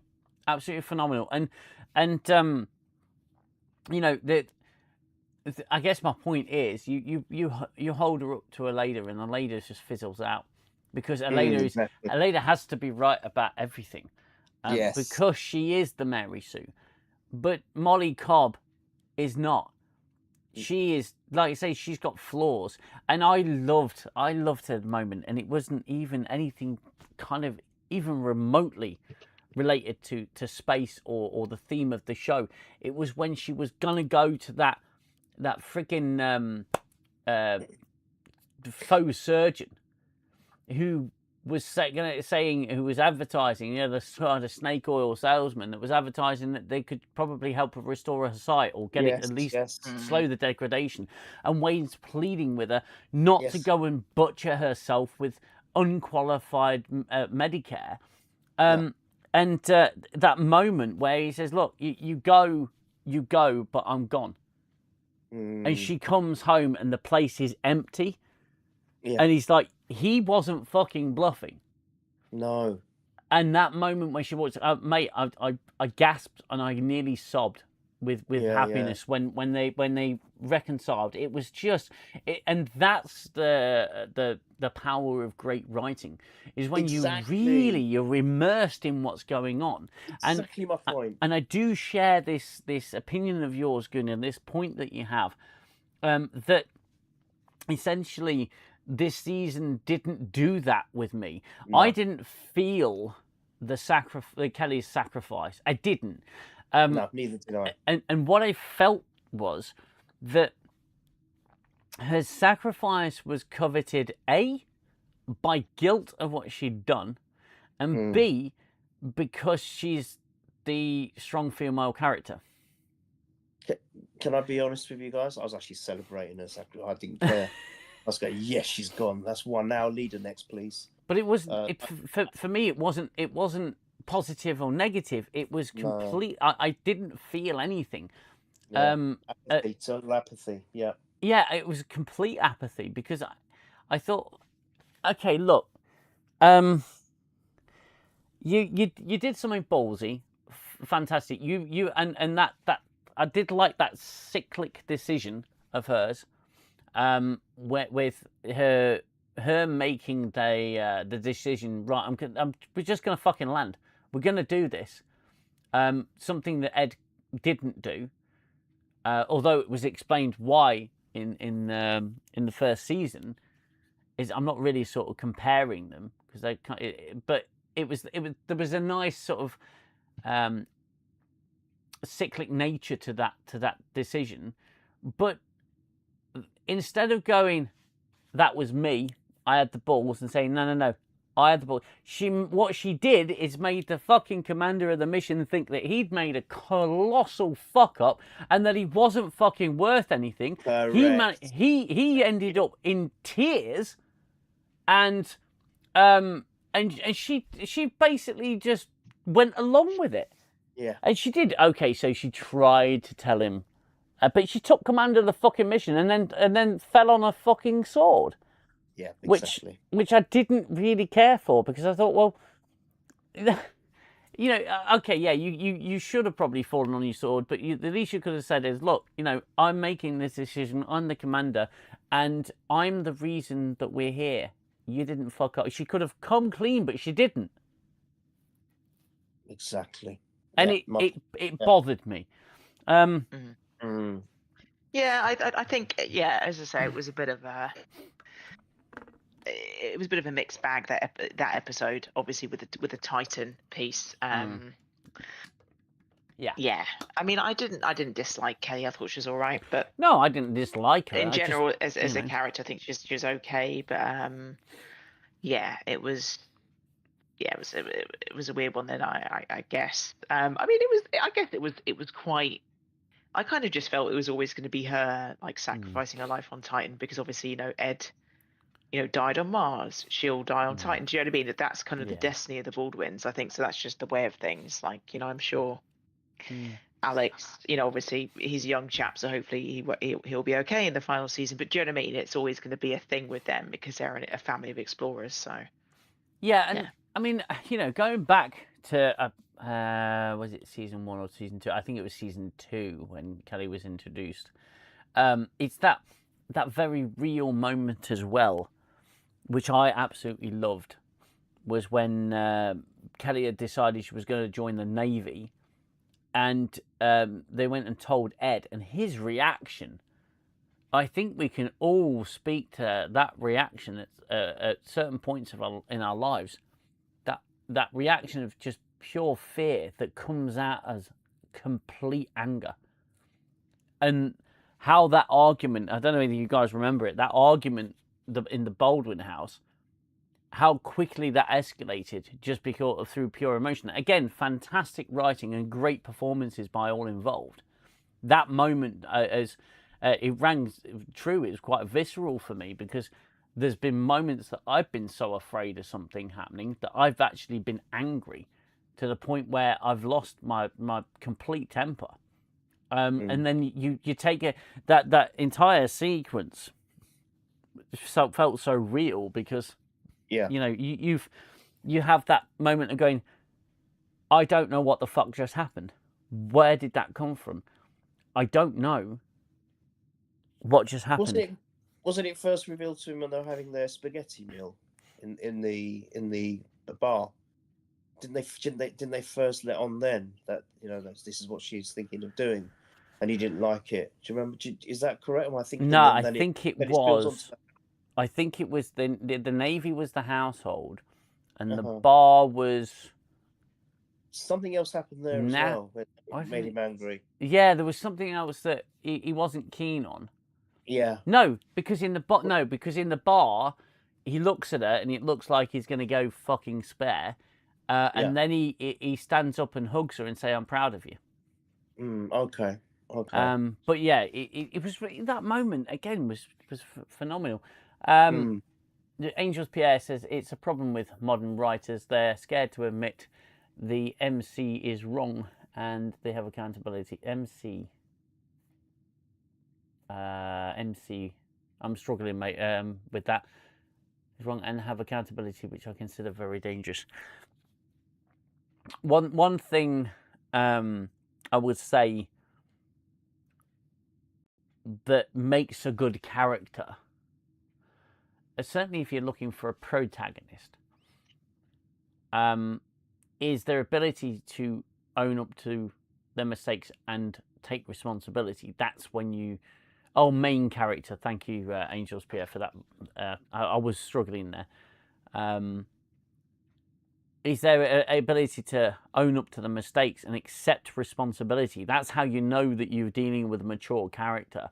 And in some ways, it's what the counterpoint to that is what makes a great antagonist, a great villain, who will never own up to their own their shortcomings and take responsibility for their actions. Even when they claim to. Gul Dukat is such a character. Yeah. So I think that's the markings of a great character, and that's why initially I think that's when I sort of started thinking of Ed as one of my favourite characters, is when he, in front of the world, stated that he could have secured the moon. He didn't. That was early on, wasn't it? It was early on. It was before the Von Braun stuff. Yes. Where he says that, I had my finger on the control. I could have landed the fucking ship. Yeah. And I didn't, because I followed orders. And NASA played it safe. But we could have landed on the moon, and we could have had it. And to go public with that kind of acknowledgement of it was, the commander is in charge of the mission. That's another aspect, by the way, that I love about this show, is that it reinforces that the commander of the mission is the guy on the fucking ship, not the guys in mission control. Yes, correct. They're your support team. Correct. So when you're out there in space, you are in charge of your own fate. Well, I they think kind that's of fucking brilliant. Sorry to interject Of there course. and kind of digress a little bit, but they kind of did that in sort of, you know what, I'm talking about Armageddon. I actually really love that film. I I think really it's love great. it. It's an easygoing, just a great film, and it's I just agree. great. And they even touched what you just said is touched on there, because they're wanting to blow up the nuke even before they've had a chance to actually put it in the ground or dig the hole in the asteroid. Yeah. And Bruce Willis's character, I've forgotten his name now, but he just says, "Look, we're here. Those guys are like, you know, how many thousands of miles away. Harry We're Stamper. the ones we're here. Harry Yeah, Stats. that's the one. Yeah. He says, we are here. Let us do our job. Let's do our job. Yeah. Don't listen to them down there. They don't know what they're talking about." And that's exactly it. What you just said about, you know, it's the commander on the ship who has final say. Nothing to do with anyone else, really, unless there's something. The commander is, for some whatever reason, injured or whatever, and he can't make those decisions or whatever it is. But ultimately, it's the commander on the ship that should have the final say. And so I completely agree with that. I think that's correct. But yeah, so it just reminds me of Armageddon when you. Oh when you yeah, said... it's yeah. I'm a fan of the old Bruckheimer movies. I think they're all great. In fact, I watched a video just to digress even further. I watched a video the other day about the theory that The Rock is Sean Connery's last Bond film. Yeah, I see. And it makes complete fucking sense. It really, all the timeline matches up, yeah. And we're just talking about a pinch of stretch of the imagination. That movie is a James Bond movie. He was brilliant in it, by the way. Sean He was Connery. phenomenal in that film. He was so good in it. It was just brilliant. Oh, I loved it. I loved it. Yeah, he did do some good films, didn't he? Oh yeah. Oh, the Bruckheimer productions were fantastic. The early Michael Bay films were just pure, unadulterated, testosterone-filled action movies, and you just loved it. They weren't massive thinkers. You know, they were just like, you know, I always blown up. It was the South Park Jerry Bruckheimer, wasn't it? And the South Park Michael Bay, where it says 18-wheeler spins out of control, and it's all like crar, and then another vehicle explodes, and it goes crar, and it very much feels like that was the Michael Bay thing, but unapologetic, I think. But a little digression there, but no, I completely agree. Armageddon was one of those films that it's very easy just to watch. It's so easy to watch, and it's actually a really good example of how, with the right musical score and the right set scene, you can manipulate the shit out of someone's emotions. Because do you not feel the little choke at the back of your throat? For example, when Bruce Willis is giving that speech, and Major Sharp is forget the actor's name now, but he's acting his fucking ass off there, and you feel a little bit choked up in the back of your throat because the entire it's extremely manipulative, and that's a skill that has been so very poorly translated in a lot of modern media, because they think, oh, if I get this swell of constant music going, the audience are going to think when Michael Burnham cries, it's such an emotional thing. But it doesn't work if it's all the fucking time. It just desensitizes everyone to it. Yes, correct. So, exactly that. Yeah, I just I think there's people out there with genuine talent that can do this sort of stuff and pull it off. And you're talking about a space shuttle mission to an asteroid with a bunch of deep core drillers on it. Which when you pitch it, it's just, when you put it in a pitch format, it's just ridiculous. But the movie is fun and it's entertaining. Not wildly scientific, but it is entertaining. No, I loved it. To be fair, I really loved it. I've seen it so many times because it's so easy to watch, and I don't get bored of it. You know exactly what's going to happen. You know what's lines, because there's nothing complicated even in the script. I still just enjoy it. It's just an enjoyable movie. It's as simple as that. Yeah. Yeah, I mean, this is the thing. I don't know whether movies these days can have that kind of impact that those ones did. It's a different time, different era. I think for me, still one of the best eras in all forms of media, in my opinion. But then I'm just, as I said, I'm just a miserable old git. So I moan about I moan about everything new anyway. So there we are. Well, quite surprisingly, and I have been genuinely kind of shocked, surprised, that Disclosure Day is not going down very well with people. Have you guys seen it? Have you guys seen it? No. No, I've not seen it. That's Spielberg's new thing, right? Yeah, I want to see it. I want to see it. I don't care what people are saying. I just want to see it. Hey, at the end of the day, mate, I would welcome anyone to go and see a movie and ignore the critics. But it's quite surprising, really. I mean, I watched The Drinker. I liked The Drinker. I think I agree with him 90% of the time. He's got some great analysis and breakdown, and he really knows about narrative and story. But he's not the only one saying that Disclosure Day is not living up to the hype. Okay. But I'm still curious. Because I still want to see it myself. After Project Hail Mary, I think that film's not going to live up to it.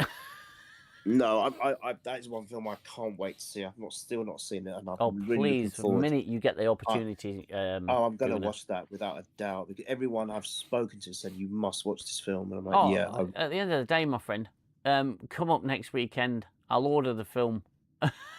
just drive up to mine and we have a movie night or something. We'll watch it. Yeah, phenomenal. I can't wait to watch that. Yeah, it's a great film. But and to be fair, it's not. The Drinker in his video made the point of the seasons come and go, and Spielberg seasons come and gone, and that it just doesn't live up to the Spielberg level of movie.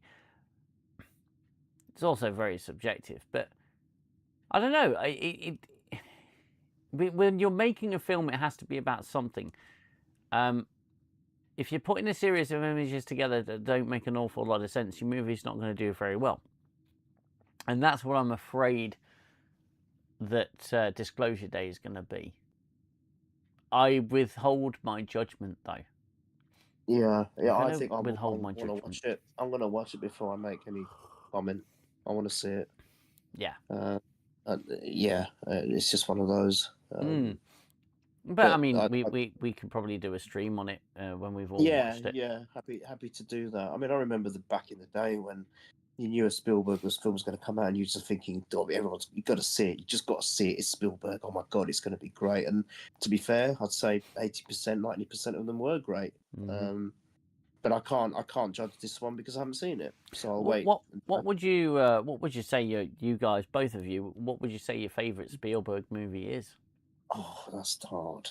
E.T. That's quite good. Yeah. I'd agree. E.T. is not very high up on the list. God, there's so many, isn't there? You've got the Raiders. You've got Close Encounters. You've got Jaws. You've got Duel. I actually liked Duel. I don't know if you remember this. I remember Duel. Yeah. His first directorial. I think that was his directorial debut, wasn't it? He was at the age of 21 or something. It was something ridiculously young, and what a simple concept! Literally, hardly any dialogue. just a crazed lorry driver chasing a car, and I thought it was done so well. It was very inventive. If you think about when it was made, early 70s, was it 71 or even earlier? I can't something remember. like that, yeah. And not really been done before, anything like it. And this is what you knew what you were going to get with this director. Something very, very different. He's always had this thing about space and extraterrestrials, isn't he? He's always had that in the back of his locker, and he's done so many incredible films. It's hard to actually, pick one, but yeah, I mean, the early ones for me resonate the most because I've probably seen them the most. Things like Jaws. There's how many times I've watched Jaws, Christ, but all his work was great, and it was made even better because you had John Williams composing the music to a lot of his stuff as well. That makes such a difference. Where was I reading? Was it one of you guys said it, or was I reading it recently? Where half a film is made because of the score. It's so integral and so important in some cases. It can really, make the difference between a success and a failure in some cases because it's so important. And I think that's where people like Hans Zimmer and John Williams are geniuses, in my opinion. Two geniuses that have revolutionized film viewing because of what they produce from a musical point of view. They're superb for me. Both those composers. I was lucky to go to that Zimmer versus Williams concert in the Royal Albert Hall, and oh my God, if anyone gets a chance to go to one of those, you have to book tickets so in advance. It's one of the most incredible things I've been to. It's so good. It's so good. When they start playing the Star Wars theme, when they start playing the Superman theme, when they start playing all of Zimmerman's work, it's just unbelievable to be there and experience those orchestras live. Oh my God! We did the Fellowship of the Ring. Oh, that must have been amazing. So that they play the movie on the screen, and they did movies without any audio whatsoever, and the orchestra do all the work. It is incredible. That's Howard Shaw, isn't it? Lord of the Rings. It's phenomenal. And if you ever get the chance to do it, I highly recommend it. They do Star Wars as well, right? And possibly I fear I may be incorrect about this, but I think they've done the Indiana Jones films as well. So absolutely phenomenal experience. If you ever get to see a movie with a live orchestra performing the music, the soundtrack, and obviously with Lord of the Rings, it's not just musical; it's also vocal. There's a lot of vocals in Lord of the Rings. Yes, it's just intermixed with the music so beautifully that it complements it.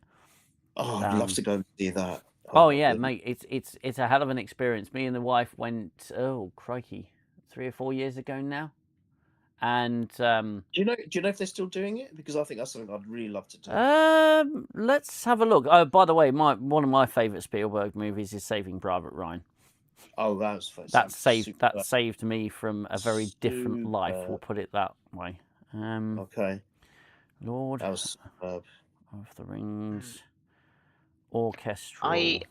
I'm probably gonna shoot, guys, because I'm a bit tired, and I'm kind of hopefully gonna get an early morning tomorrow. So okay. Great to chat as always to you all, both on the stream and live long and prosper, and speak to you guys soon. Thank you so much for coming on Watch Nerd. Much love to you. Much love to you all. Cheers. Bye Take care. Bye. I'm gonna be following her as well because I'm not feeling too great at the minute, but I will stay on for a couple more minutes. Yep. Just to hear what you say. So, Lord of the Rings, the Fellowship of the Ring in concert with the London Philharmonic Orchestra at the Royal Albert Hall. Thursday, it's already gone. It's already gone this year. Thursday, 30th of April to Saturday, 9th of May. So it wasn't too long ago. However, I'm fairly certain that they do the 3 films every year. Oh wow! So let's just have a look. Lord of the Rings, Fellowship of the Ring in concert. Films in concert series. There we go. They got Harry Potter, Brastoff. Brastoff is a great film. Matilda, Home Alone in concert. That's going to be December of this year. Pirates of the Caribbean in concert. Casino Royale, La La Land, Star Wars: A New Hope. Saturday, so that is Thursday, 29th of April to Saturday, the 1st of May. Next year. Then they'll do The Empire Strikes Back at the same time, or the same set of days. Could you send me that link? Oh, that'd be amazing. I definitely need to go and see one of these. I've never done that before. I really want to do. Are phenomenal.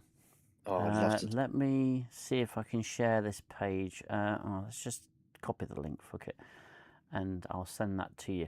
Thank you. If anybody gets the chance to do it, I would highly recommend it.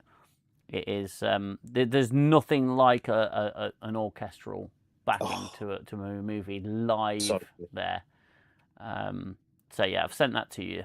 My friend. Thank you so much. Thank you so much. You're With that, I think I'm going to probably depart. I'm starting to fly. I'm going to go and take some medication and Watchdon may have an early night. But I want to say thank you for let me come on briefly and speaking a bit about For Mankind, and thank you to the chat. Always show so much love, and I really appreciate everything that you guys do, and I always appreciate the warm welcome. So. Yes, much love to you all, and thank you so much. Thanks for coming on, my friend. It's always good to have you here. Okay, my friend. I will definitely speak to you soon, and look forward to the next one. Yes, phenomenal, mate. Look after yourself. Okay, take care. Thanks all. Bye for now. Bye. Bye. And then there was one. I am just on my little lonesome. So I'm going to be talking to you people, you fine people in the chat. My good friends, my community, my danger people, as you were called earlier. I wasn't lying, by the way. You go and see, if you get the chance to go and see one of your favourite movies in concert. It is unlike any experience that you'll ever have. The Lord of the Rings was very close to my father's heart, and it made me weep. That he wasn't there to enjoy it with me, but I still thoroughly enjoyed it. Spielberg's most influential film in terms of in real life stuff is actually Schindler's List. Yeah, I still haven't drummed up the courage to watch Schindler's List.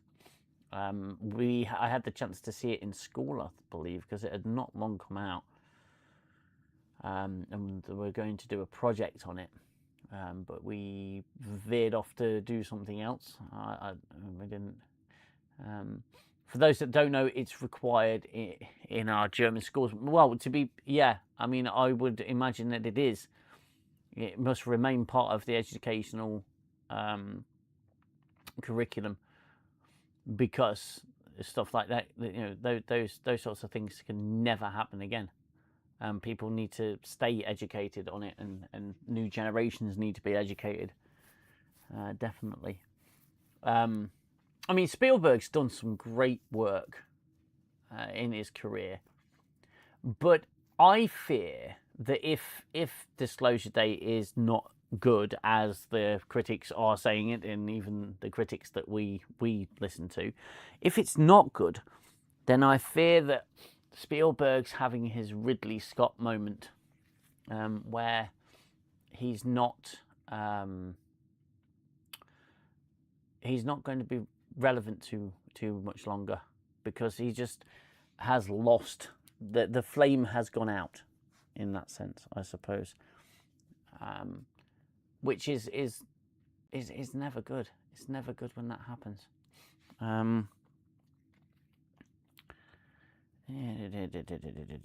Just bear with me one moment. I have a message.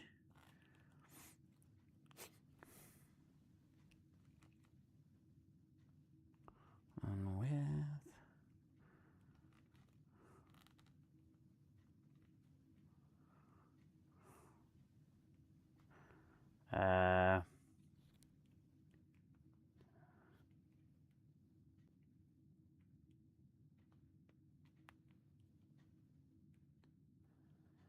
Yeah, sorry about that, guys. Just responding to a message.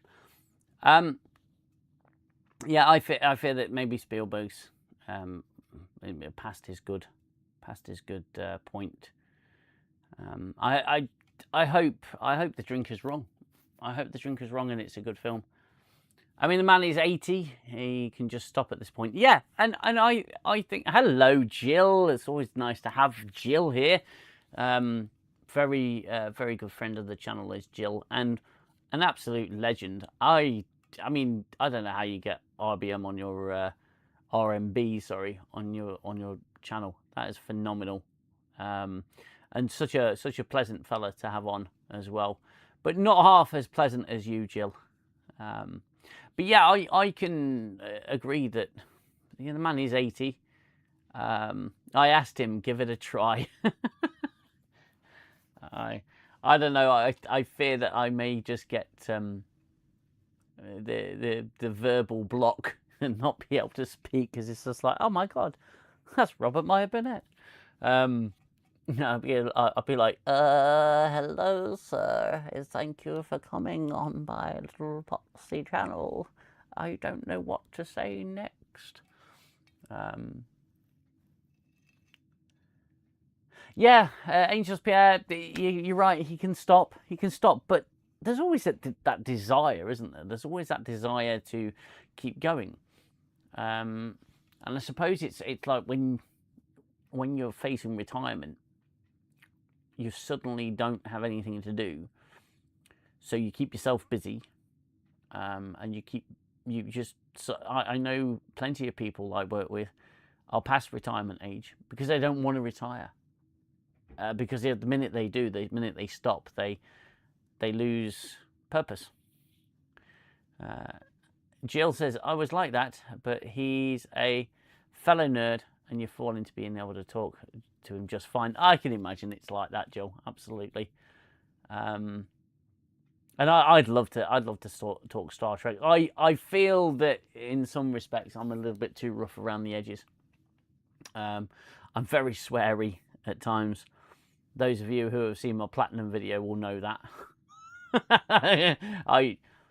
The platinum video I just made for the gaming channel, that's out now, by the way. If you haven't seen it, it might make you smile. It might make you cringe. I know the audio is a bit bad on it, but there's a section. It's the last section of the game, or the last section of the video. I have such a potty mouth. It's unbelievable. But thankfully, I bleeps it all out. But yeah, right before the stream, I was shaking and spilled coffee. Rest in peace, my keyboard. Oh, bless you, Jill. Oh my god, yeah. Yeah, to be fair, I nearly choked when Carlos came in on this stream. By the way, Xell, if you wanna come onto the stream, mate, I'm not gonna stop you. You can literally come onto the stream if you want and say hey to everybody, and we can have a bit of a chat. As long as you promise to behave yourself, so I don't have to punish you, yeah. But yeah, I don't know. I might message him. I may message him. I don't know. I don't know, because again, I think I'd just be a little bit apprehensive. If he was to appear in my stream right now, it'd be. I think I'd probably verbally wet myself.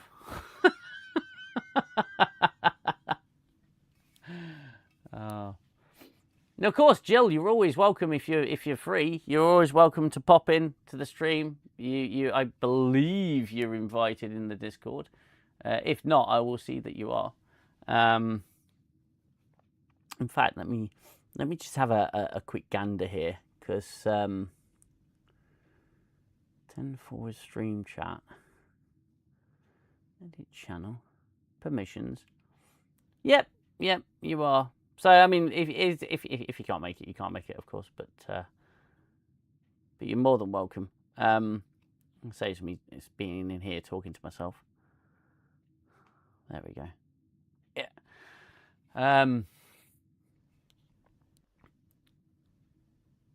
I see. Yeah, yeah. You Xell, you're more than welcome to come in. It's not even an issue. Yeah. Yeah, actually, to be fair, judging by the time, we've still got another hour.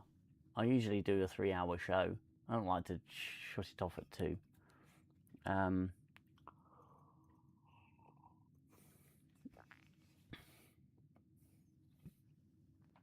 Yeah.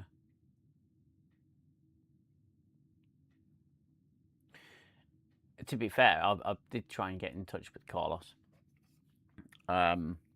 I did get in touch with Carlos, I should say, a few weeks back, and he's so busy, bless him. So busy. Here's Xell. Zell's in the stream. Zell's packing 10 forward. How are you, my friend? I am fine. Sorry, can you hear me all right? Yeah, I can hear you fine, mate. Can you hear me? Sorry, it's because I'm on my phone, because I'm in the garage. I'm working on my MacBook at the moment. Ah, right. So, I'm with you. You're right. And yes, I will behave, although the idea of you punishing me sounds really good, actually. Well, that's a stream for another time, my friend. That's a rumble Well, that's a different stream entirely. Oh dear. Is there such a site called Rumble Hub? Something like that, Yeah. Only trekkers. I don't know. Only trekkers. I have missed talking to you. Well, I've returned to you now at the turning of the tide. Well, it certainly feels like the turning of the tide, doesn't it? It feels like the Kurtzman trek is dead. Well, Star Wars is dead. Doctor Who's just been cancelled. Yes, it's been deaded. It's completely. been deaded. Yeah. And nobody was surprised. And nobody was sad. Oh no, sorry. There was 5 people that were sad. I must have missed those 5 people. Are they actually even human? We're not sure. No, they might be bots. They're Russell T Davies' support network. They're his cope crew. Oh God. I mean, it's unbelievable, isn't it? It is quite. State. Well, it is unbelievable. I mean, I thought they were going to keep going with this and doubling down, but with Star Wars going the way it has done, as you say, and now Doctor Who, I'm now waiting for the announcement that Kurtzman's been given the chop. Well, as I said to Watch Nerd earlier, it's September. September is the month, as far as I'm aware, where we get to find out. Well, this is the thing. I mean, he was supposed to be in contract negotiations back in December or something. He was having discussions with Skydance. I seem to remember seeing the news on that. And nothing else has been heard since. So if he's going to get a renewal, we would have probably heard something by now. Yeah. It'd be cutting it way too close to the wire. And, considering that no one's got any faith in any new Trek project, in fact, I am surprised that they're still releasing Strange New Worlds, but no one's got any faith in any new Trek project. And this Ro Laren game that's coming out, I'm really intrigued. I'm excited for it. I like the look of the trailer.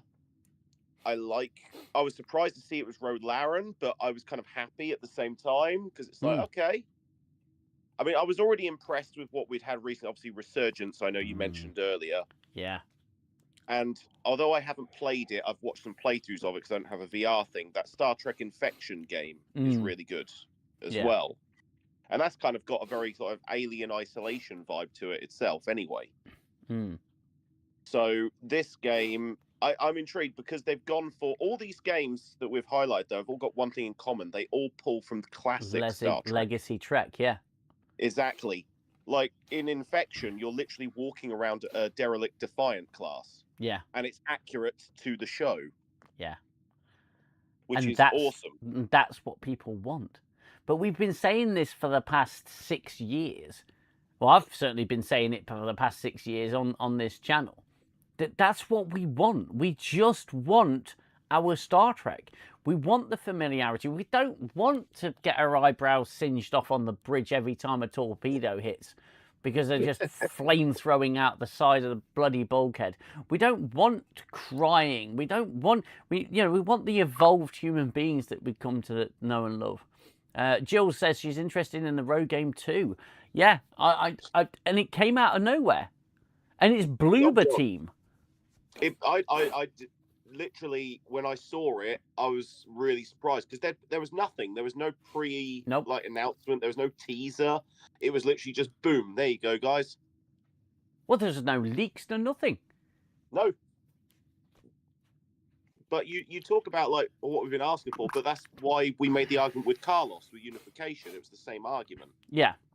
He gave us something the fans wanted. Yeah. And there's such a gap in the market there. There's been a gap since 2005. Yeah. Yeah, there's a Les Moonves gap. Speaking of, I'm curious now. I'm going to see if I can find...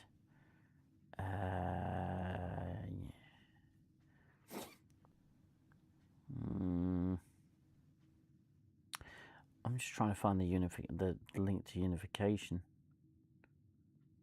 See how many views it's got. It's probably, I haven't looked in a long time, to be fair. It surpassed 40 million, didn't it? Mm. I'm sure Yeah, it surpassed 40 million. I'm pretty sure one of the last live streams I did, we brought up the fact it had hit something like 40 million streams or something, because it was just insane. Yeah. Yeah, let me search my history. It'll be in there. Still higher than anything Starfleet Academy achieved. Yeah. Yeah, this is very true. Very, very true. Oh, it's not even showing up in my history. That's unusual. Didn't you put the link in like a description of one of your videos? Possibly. I'll try that instead. That's a damn good idea. You're full of good ideas. I know there's a reason I like you. Occasionally. It's my wife considers it dangerous though. Dangerous to your ego, or dangerous to hers? Dangerous to the surrounding populace. Okay, so let's I'll put that on silent so it doesn't. You and me talking about it. Yeah, handsome devil you. I know. Unification 4K. So yeah, it's at 38 million views at the moment. Okay, so it's not far off the mark. It's not far off the mark at all, my friend. No. I mean, that's still an accomplishment alone. My God, that's just on YouTube, man. Imagine if they released it. Yeah, can you imagine if they'd actually just released it on like normal television as well? Yeah. As like a special. And if they put it on a fucking Blu-ray, people would buy it. Oh God, yeah. You'd want it just as a collector's item, if not anything else. Oh God, yeah. You'd have it framed. I still want a signed poster from Carlos. Oh God, that would be the dream. Doctor Who franchise is 63 years, Star Trek is 60 years, Star Wars is 49 years, and it only gotten worse in the last 10 years, in my opinion. Yeah. Jill says, your life is on the line, there's no time to cry. Tetroll says... Michael Burnham always manages. Oh, God, yeah. Absolutely. Tetroll says, I was surprised at the actress reprising her role as she opted out of being what became Major Kira. Better characters, DS9 world building. Yeah, absolutely. Well, she went on to sort of try and do Hollywood movies, didn't she? She had an opportunity and she took it and it didn't work out. Yeah, absolutely. Jill says, I was thinking, are there the 3 words Xell wife doesn't want to hear? Yes, but I can't say them on YouTube. Yeah. So nice to have the OG back, aka Tolkien lore grandmaster. Oh, Gooner. He keeps praising me. It's just, I've just read the books. That's all I said to him. I said, I'll just read the books. It's all there. Yeah. Jill says, we already know the max views a Starfleet Academy video can get is 40k at the most. Yeah. Yeah. It's not going over that. Fucking hell. 12 minutes an of fucking embarrassment. footage. It's unreal, isn't it? And that's an unlisted video as well. I only watched the first episode when it went up on YouTube. Yeah. And that was enough. I was like, nah, I ain't doing this. Nah. Yeah. And it's a shame because I recently purchased the original Starfleet Academy game. Yes. Steam. And I was playing through that and going, my God, it's competent cadets. There's not a swollen comm badge in sight. Oh my God. Yeah. Oh God. And you've got like the dialogue options as well of how to deal with your crew members and things like that. And it's all really kind of classic and so good. I think I swallowed my comm badge. Oh, I mean, let's be honest. Strange New Worlds is only happening because he decided to just film as much as possible before probably getting the shift. Yeah. Because season 5 is not really a season, is it? It's barely half a season. Well, it's a quarter of a season in 90s terms. Well, yeah. That's so fucking bizarre. Yeah, it's just to get it out the door. One last contractual obligation. Oh, little change of subject. Have you been keeping up with Clarkson's Farm? Yes, I am up to date on Clarkson's Farm. I love Clarkson's Farm. Amazing. You can believe there's been people that have been slating this season. It's like, I think it's been just as good as the others. Yeah, but I've noticed the type of people that are slating it, though. Yeah, I know. It's the type of people slating it. And I'm like, your jeers mean nothing because I've seen what you cheer for. And yeah, because they're the same people who are accusing Clarkson of just being a moaning old man. It's like, you do realise farming in this country is being absolutely trodden on. Oh God, yeah. And but these people probably don't even know how food gets to the supermarket. Well, they're probably just animal rights people, ain't they? It just magically appears, and then I buy it. That's where food comes from. Angels Pierre says, at this point we should have a law that forces studios to show what they spend where. Because, to be fair, they if they're it should be public. I agree.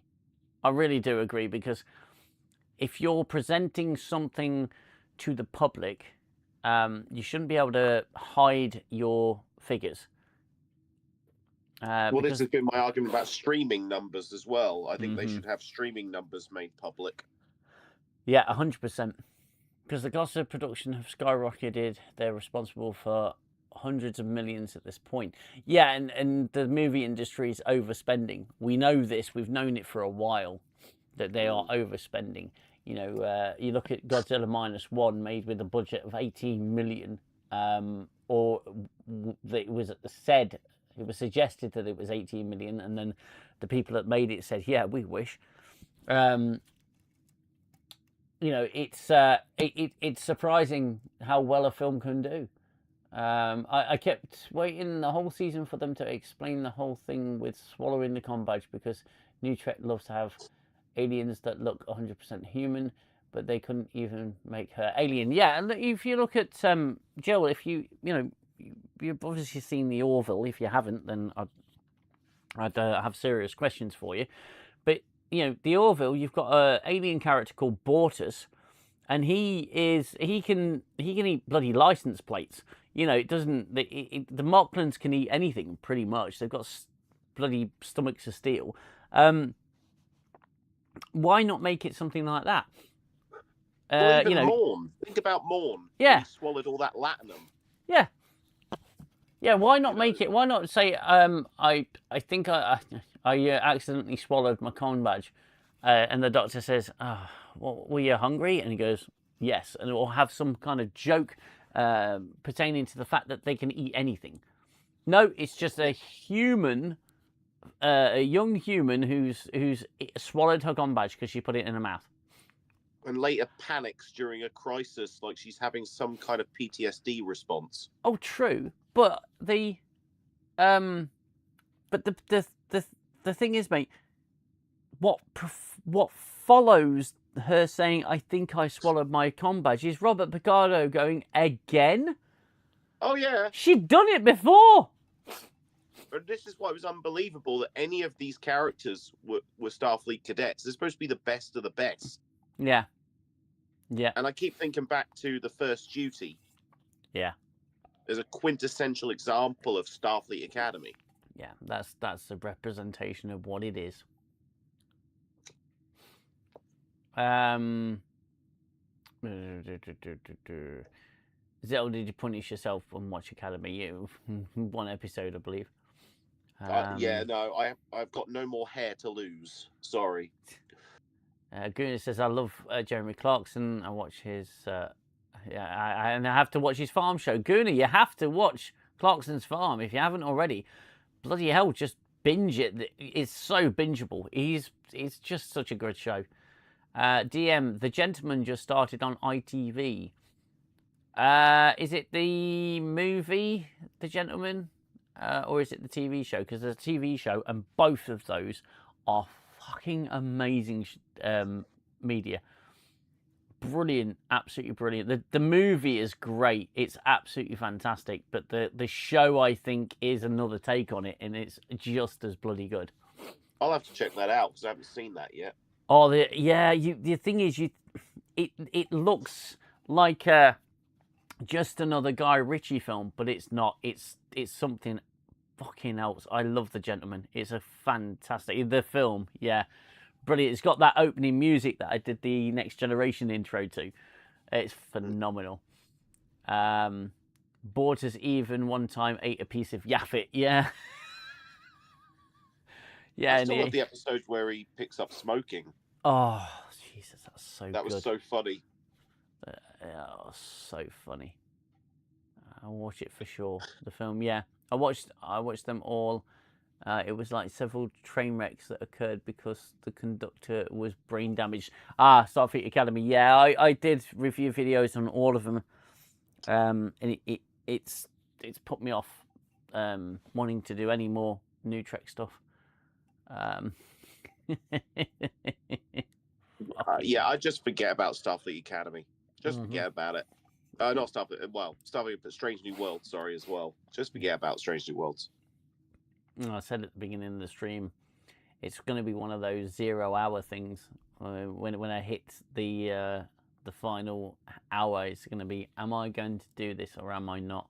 I've been toying with the idea of just doing a live stream on it on the Thursday night, just sitting upstairs for a couple of hours afterwards, giving a pretty live sort of after reaction. Because you all see the videos, they've edited out where I'm just going, I'm having the brain fart because my brain has just dribbled out my ear roll. I've toyed with that. I've toyed with just doing the fucking videos and being a completionist on it and just going till the end. Hopefully Starfleet Academy is the last secret hideout production with the Trek label. I'm hoping so.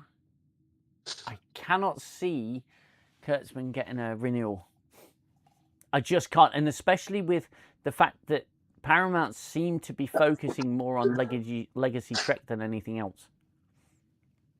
I don't see it either. Like I said, if we were going to hear of a renewal, it would have happened already. Mm-hmm.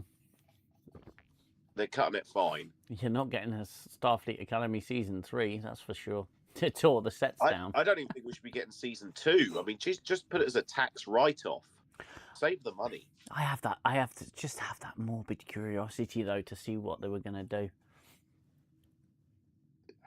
It's morbid it's curiosity. your brain cells, mate. Huh? It's your brain cells. Yeah, sorry, that was just me making a caveman noise. You see what I did there? I see what you did there. Yes, what I just heard is UK Danger Man is going to review season 2. God, fucking hell. I think Xell will be picking up my brain with a mop. I will happily assist. It's just like fine. Sanchez, Dr. Sanchez in the fucking in Garth Marenghi's Dark Place, where he goes, "I'll get the mop." Yeah, basically.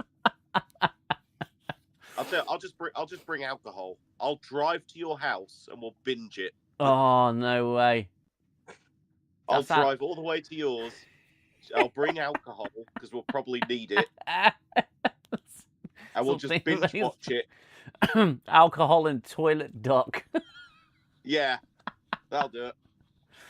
Yeah. Bonkers. Absolutely bonkers. Oh dear. Right, guys, I'm calling 5 minutes on this stream. I'm starting to get a little bit tired, to be fair. And that'll be 2.5 hours. So I'll call 5 minutes on the stream.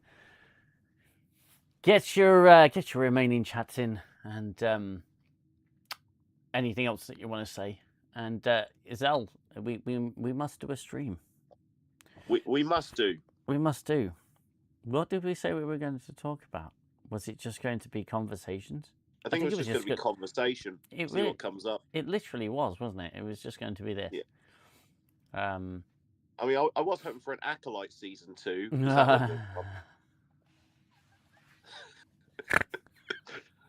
Oh, Jesus Christ. You know what? I'm with you. I'm with you. I just want to see him do it. I really do. Because at least the Acolyte, although it was awful, it was funny at the same time. It really was. Hello, Jill. Hello. Jill has entered the chat. Hello. How are you? I'm doing okay. How are you doing? I'm taking back the call in 5 minutes on the stream. If Jill's entered the stream, this shit's about to get real. I entered the stream because you only have 5 minutes. I have to do some stuff in a little while. So yeah. So, no, it's always it's always a pleasure to have you here. Yeah, it's good to be here, and I like to listen. Yeah. Although I am a little disconcerted when I come into Discord for a stream because I don't know where the video is. Where is it? It is. To see it? The little camera button at the bottom. Yeah, yeah. It's just Let's see if I can do. Yeah, you've got like a little camera thing with a cross in it. Yeah. Oh, okay. Gotcha. Yeah, Discord's a strange one. I tried to get used to, but you use StreamYards, don't you? StreamYard? I figured it out. Yes, I use StreamYard. Yeah. Now I feel better. Now that I can see your avatars, much better. Ah, that's all right then. Yeah, I tried StreamYard. I just can't get my head around it. To be fair, it's just shit too. Yeah, and I realised that when it said, "Oh, you have to pay subscription to it, don't you?" It's like, yes, and it's only doubled in price in the past few years, and I don't foresee them cutting prices either. I can understand people not choosing to use it. It is possibly the best one, the easiest one to use, but also they are full of themselves and they know it, and they know that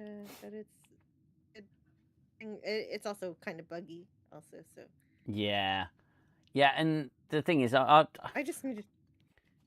I just prefer OBS. Yeah, I prefer OBS. Yeah. I'll get into it soon. To be fair, I'm a damn computer science, graduate, and so it should be fine. I think you'll be absolutely fine. OBS, if I can figure out OBS, you can figure out OBS. It's an absolutely superb bit of software, and I use it for everything. I use it to create my thumbnails. I use it to create all the backdrops. I use it to record. It's a fantastic piece of software, and it's free. Free as oat. Right on. And the same goes for like DaVinci Resolve. Now I used some of the super chat money and got myself DaVinci Studio, which was a one-time payment. It was very expensive. I'm not going to lie. I think 90% of the super chats I've ever got on the channel went on that software. But it's you're pushing north towards 300 quid, but that's a lifetime purchase. So it's one-time purchase as well, and and it's incredible software. But the Resolve, DaVinci Resolve, which is the free version, it's almost as fully, it's almost as comprehensive, and it's a great piece of video editing software. I use it at work, I use it at home. It's phenomenal. So, you know, I learned with my channel years ago that I wanted to do it as cheaply as possible. And other than a few licenses for VideoPad, I've predominantly used OBS, Discord, and Resolve, and it's all been free. It's crazy. One-time fee is way better than a subscription for the rest of your life that you use the project. So that's pretty cool. Yeah, it's really good, but you have to go to what's it called?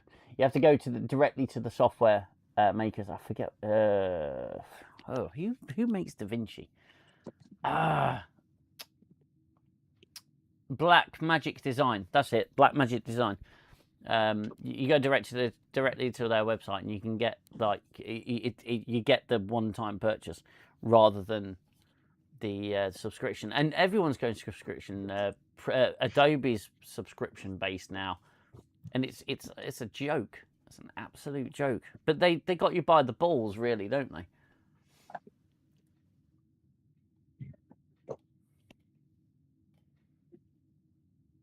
So I use an old version of Photoshop, just like CS2, which is completely free because they gave out the links for free, and I don't really need a new Photoshop. No, I think that's the other thing as well. You got software, you bought the software. Do you really need to update it? I find a lot of the time when OBS updates, it confuses me because I'm thinking things moved. Everything's moved. Where's it gone?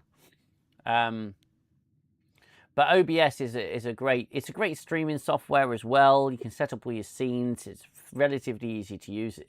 I do like some of StreamYard's features though, like your waiting rooms and your stuff like that. But I love the video storage, 1,000 videos. That's fun, or at least 1,000 media assets. I don't know how long you are going. I'm gonna step away for a bit.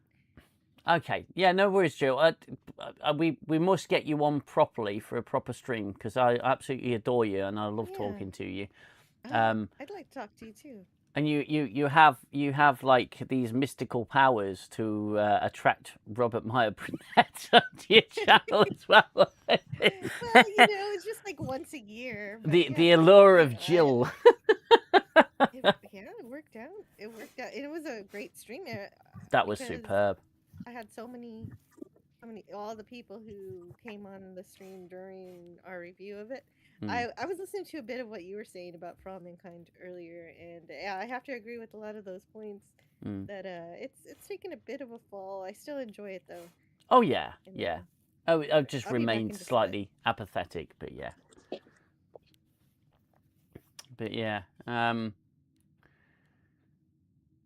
It's still worth watching. I think it's still worth going to the end because you do sort of see where the characters evolve, but yeah.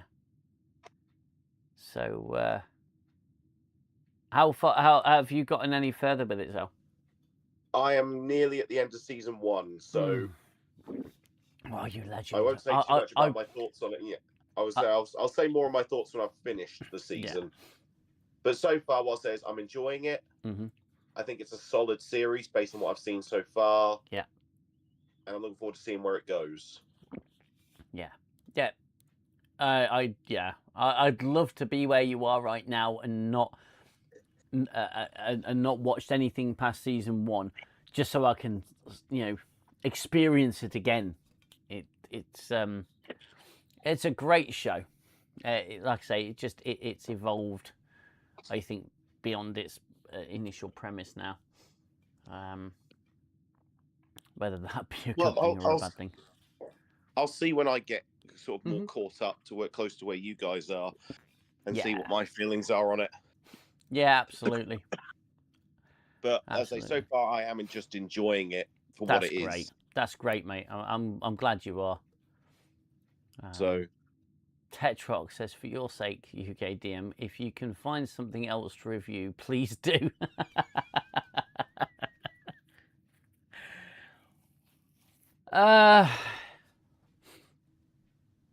Yeah. It's kind of tough at the minute to review anything. Well, especially as they keep cancelling everything. Oh God, they cancelled Stargate before. I mean, they cancelled Stargate because they were too afraid it was actually what the fans fucking wanted. And isn't that just literally sums up everything for the last sort of 10 years? Yeah. No. We don't. The customers want us to bring back the fucking the thing that they love the most. What nonsense is this? Well, we don't give customers what they want. Don't be foolish. Hold on a minute. You telling me the customers actually want the Whisper Gold back? Ha! Ha! Ha! I'm afraid you're mistaken, sir. What they actually want is to continue with just the regular Whisper and screw the Whisper Gold. People don't want that back. What's that you say? They want the Whisper Gold back? No, I still don't believe you. Give me my opal fruits now. I want my fucking opal fruits. I don't like Snickers, but I want them to be marathon bars again. Yay. We're now showing how old we are. Yay! I'll give you an anecdote for every grey hair in my beard. There you go. And a few extra bonus ones for all the greys that are appearing in my hair now. God, if only I'd saved the hair that I lost. Just glue it back on. Yeah. Oh my God, age, yeah. Oh. Fucking, what? Starburst? Why would you name them Starburst? I don't Opal know. fruits were fantastic. The name was brilliant. People have silly ideas. Remember you... Because they rebranded Rice Krispies for a brief while, didn't they? What did they rebrand Rice Krispies to? Oh, God. They changed it to something bloody silly. And everyone didn't like it, so they changed it back. This one thing went through my head. It sounded like a bit of a possible STD, which was Snapple Cracks. Oh, God. So, yeah, I got a bad case of the Snapple Cracks. Once you pop, you can't stop. Something's fizzing somewhere. Reportedly, the man at Amazon who rejected Stargate had just transferred from Netflix. Netflix now rumoured to be trying to buy new Stargate. Oh, for fuck's sake. Oh, God. We know what's going to happen then.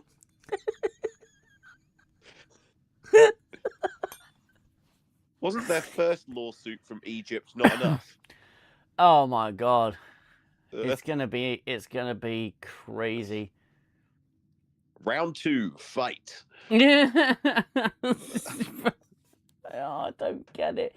I mean, you know, you want to make money. You just sell to the fan base. Just sell it to the fan base. Not make the show. Money. Just they know nothing of this. Yeah. You clearly speak a foreign tongue, sir. We are not here to make money. We're not here. Capitalists. Yeah. Money? We don't like money here. Don't be silly. Oh dear. Oh my God. It is honestly just the Seymour Skinner meme, isn't it? It really is. It really is. And it shall remain. It shall remain. Oh. They'll keep doing. Just keep doing it. Honestly, don't know what I'm going to do with review. I've got till next month to decide. I've got about a month to decide whether I'm going to do Strange New Worlds or not. I might do the first episode, see how I go. Just do the first one. See if I can review it. I might watch it and just go, you know what? Fuck it. I'm just going to do a live stream, give you my thoughts, and then F off. Yep. Because I'll stand by with a mop. I mean, you could do a thing where I'll explain the episode to you, and you give your reaction to my explanation, because that's probably that was probably one of our best videos. Yeah. Oh God. Chernobyl space cows. Oh. Cow juice. Cow juice. Yeah, cow juice. Cow juice. Chernobyl's butterfly that just got so depressed. Flew into the sun. Flew into the sun. Oh, that was such a bad episode. And they thought they were doing something insightful. Oh my God, they did. Yeah, they really thought that was something special. It probably presented it. It would be the equivalent of them wanting their mums to put it on the fridge. Honestly, all they're making me feel like is I feel vindicated in saying that Code of Honor is not that bad. Mm-hmm. I get vindication. And how many times have you said that in relation to fucking New Trek? They're vindicating Code of Honor so fucking much. Yeah. That's their milestone, that is. That's the benchmark right there. Yeah. Suddenly, I am feeling sheer delight at the thought of uttering the phrase, "a la Moraine." Yeah, exactly. Oh God, sing the whole nursery rhyme. I don't care. I think I'd rather watch Move Along Home. Mm-hmm. Oh God, what have they done? And Star Trek, The Poopers, still better than New Trek. I mean, can they at least hit threshold? You know, can they do that? You know. I don't know. That's dangerous territory. That's very dangerous territory. Especially with the offspring. Oh, God. Yeah. That's some child maintenance you don't want to have to worry about. No. How are the kids doing? You abandoned your children on a planet on the other side of the galaxy? Yes, the Federation Social Services will be around very shortly. Child neglect. Child neglect. We're going to have to take your children away. Well, and also, you had relations. You had relations with one of your staff, Janeway. One of your junior officers. I felt like a different person then. It was a moment. It was just a thing. It just happened once. Never again. Oh, good Lord. Threshold. And even then, Chakotay was just left stranded. Yeah. He got nowhere, bless him. No Ikuchi Moya could solve that. I feel like in that episode of Resolutions, at some point it was just like they start getting close, and Janeway sort of pulls away a little bit, and says that it's just like, I'll remind you, you slept with Tom Paris and had babies, and I'm clearly hunkier than him, and I built you a fucking bath. Yeah. He gave her a massage. Gave her a massage, built her a bath, made a house a home, did everything to make her as comfortable as possible, and he still did not get his Moira accouched. Well, it's simple. Yeah, he just proved that simps do not get anywhere. Oh my God. Threshold is so terrible. They didn't watch. It's like they didn't watch Star Trek. That is one of the worst. It messes up warp drive. When we already went past warp 10, there's no way that it makes any sense going past warp 10 makes you see everything everywhere all at once. It's just bonkers. Well, considering you've got transwarp, which you can't say nowadays because people will get offended. But considering you've got transwarp, which is obviously faster than warp, and you've got quantum slipstream technology, you know. Yep. it makes no sense that you're going warp 9.975, but you can't go any faster than that, because then you're just occupying every point in the universe simultaneously. Yeah, I'm fairly certain the Revolving or writers whatever? just... Why? Well, yeah, I mean, I'm fairly certain the writers did a bunch of acid, got in the writer's room and said, okay, I've got this idea, and everyone loved it. And then they made the episode. I mean, bloody hell, Neelix solved an engineering problem. That's one of the big problems with that. Screw the... Yeah. If Neelix is either solving an engineering problem, or he's head of security for some reason, or he has security access points to everything, and is head of investigations or something, then you know that it's going to be one of the worst. Oh, yeah. He's the ship's cook, god damn it.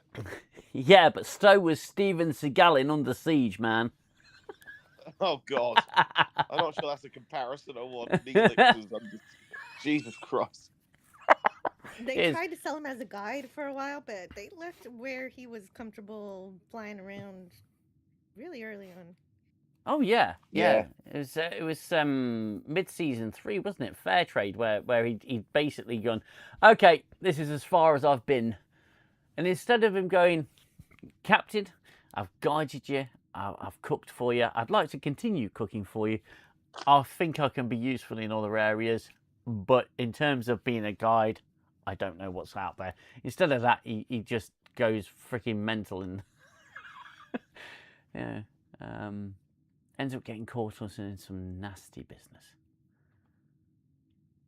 And then we find out on his home planet he was a coward, and he abandoned people during wartime, and yeah. He's just not a good character. Oh, and then he got in with the criminals. And, I don't know. And was having a relationship with a 2-year-old accompanied. Yeah, that too. That was so gross. Oh my God. It was like, how was your girlfriend? 1. What? 1. That's the uncomfortable bit of Voyager that we don't tend to usually cover. Well, we try to sort of look past it and just like, Voyager has a lot of bad ones. And I always had a old Tuvix. Well, oh God, we had that discussion. We did. Yeah, we did.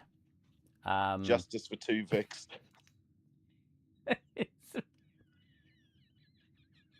Excuse me, I want my Tuvok back. You can have the Neelix and the Tuvok. Yeah, I'd have bought it more if Janeway was like, okay, look, I've got a problem here. I've got this really nice guy who's like a combination of 2 of my crew. One is my best friend and the other one is Neelix. He's an amalgamation of the 2, but I really want my friend back. I want my my colleague, my friend, my longtime friend back. I want Tuvok back. However, that also comes at a price, not only Tuvix's life, but getting Neelix back. I may need to give this more thought. Oh yeah, we get Neelix back. Fuck. There was so many other ways they could have played that episode out. Oh yeah. Oh, definitely. I mean, I think the writers were just really depressed that day and nihilistic, like they've been listening to emo music. Yes. The drugs had worn off from Threshold. It was kind of like the 2 perfect clips put together. Was Neelix was Janeway obviously separating Tuvix, and then jumping straight to her lecturing Ransom about seeking out life and not destroying it. Yes, she was a bit up and down, Janeway, wasn't she? A bit up and down. Yeah, her morality was all over the place, but Ransom, he didn't know good things to sentient life. So, but he did it to survive. He was in a desperate corner. Unlike Voyager, that seemed to be like it just rolled out of space dock every episode. the best damage control Yeah. team you've ever had. I know, Jesus They have- Christ. For some reason, they have replicator rations, but every episode they have infinite torpedoes and shuttlecraft. It's amazing. Well, there was somebody who actually did that. They went through Voyager and counted how many torpedoes they used, and it was like they've now gone beyond the complement they had at the start of the series. Where are these torpedoes magically coming from? Well, we've dedicated a they special stopped by the way replicator, station. you see. Yeah. I mean, yeah, okay. There's a that- torpedo store every 10 light years. Yeah, this is a gas buy station. torpedoes at the truck stop. Buy You new get free shuttlecraft. sushi with each purchase. Fucking shuttlecraft. It cracked me up as well. I pointed out to you, didn't I, in the opening episode that they'd stolen one of the Enterprise's shuttlecraft. Yeah, it was a God Order something. Yeah. It was just like, oh, what's the Enterprise D shuttlecraft doing there? Yeah, what about the thing where in Voyager Alpha Quadrant aliens just show up like, oh look, it's the Ferengi. Oh God, don't get me Everything. started. Don't get me started on that fucking episode. This is why I say DS9 is the best spin-off they've done, or they have easily. done. Although I still love Enterprise. I still love Enterprise. Yeah. Enterprise should not have been cancelled when it was, especially as it was building up to something really good. Manny Koto was doing such a good job with Enterprise. It deserved more. For sure. Oh God, yeah, hands down. I mean, they were especially season. I mean, I know some people are mixed on the Xindi arc, but I really enjoyed that. To me, that showed in one season that showed what Voyager should have been for 7 years. Yeah. Yeah. By I've the said end of that many series, times. the ship is being held together with duct tape and balsa wood. Yeah, even Malcolm says, I don't actually know what's holding us together. Yeah. It's like literally they've got decks that are uninhabitable. And it's so good. And then season 4 just starts stepping into the whole Romulan, building up towards the Romulan War. And that was handled brilliantly. And I love the fact that they brought back Andorians. They brought back Tellarites, the founding races of the Federation. And even that 3-part Vulcan episode was so good. Oh my God. So much more to tell from that too, and they could have carried that forward for another season for sure. I love that line from Surak when he goes, "Those who march under the Raptor's talon." And I love that line because obviously that's indicating the Romulans. Yeah. And it's so cool. Yeah, And they as had you to be say, careful Gil, with it was cool. They had to be careful with the canon and everything, and they did their best, not to spoil things that shouldn't be revealed until the original series. Yeah. I mean, this is the thing. I think they did the best they could. I always liked the fact the uniforms were more like astronaut jumpsuits. I love the fact they had a ship's cook. I mean, you point out like door handles, like to be excited, like. And instead of tractor beams, they had the grappling hook or whatever they called it. Yep. Like they really did go like as hard as they could to try and respect canon. I mean, they even managed to. I mean, when they did the Borg episode, when they first announced that, I was really wary because I was sick of the Borg after freaking Voyager had overused them to death. And they actually made the Borg scary again. Actually made them feel like a threat. Yeah. Oh which was God. quite Yeah. Impressive. Yeah. That they brought the horror back to the Borg. Definitely. But yeah, Enterprise really. I'm glad it's got the love now that it didn't get at the time. Because I was an avid defender of it at the time. When it was out, and I'm glad now. In retrospection, people have gone back and gone, you know what, actually this is pretty good. Maybe that's helped because this modern era has been so goddamn awful. Yes. Well, it's even helped Voyager seem like, oh, this and they messed up a lot, but it's kind of fun sometimes. And Voyager was okay, but they played it too safe. It was a show constantly stuck in third gear. Well, And that's why Ronald D. Moore left to make Battlestar Galactica. I know, and I love Ronald D. Moore because he's my favorite Star Trek writer, hands down. You see his name in the opening credits, and you know you're in for a good time. Which is why I was shocked that one of the programs my wife watches, he's the showrunner for, which is Outlander. Wow. That time, yeah, What? you know, that time traveling Mills and Boone type show. I didn't know he was.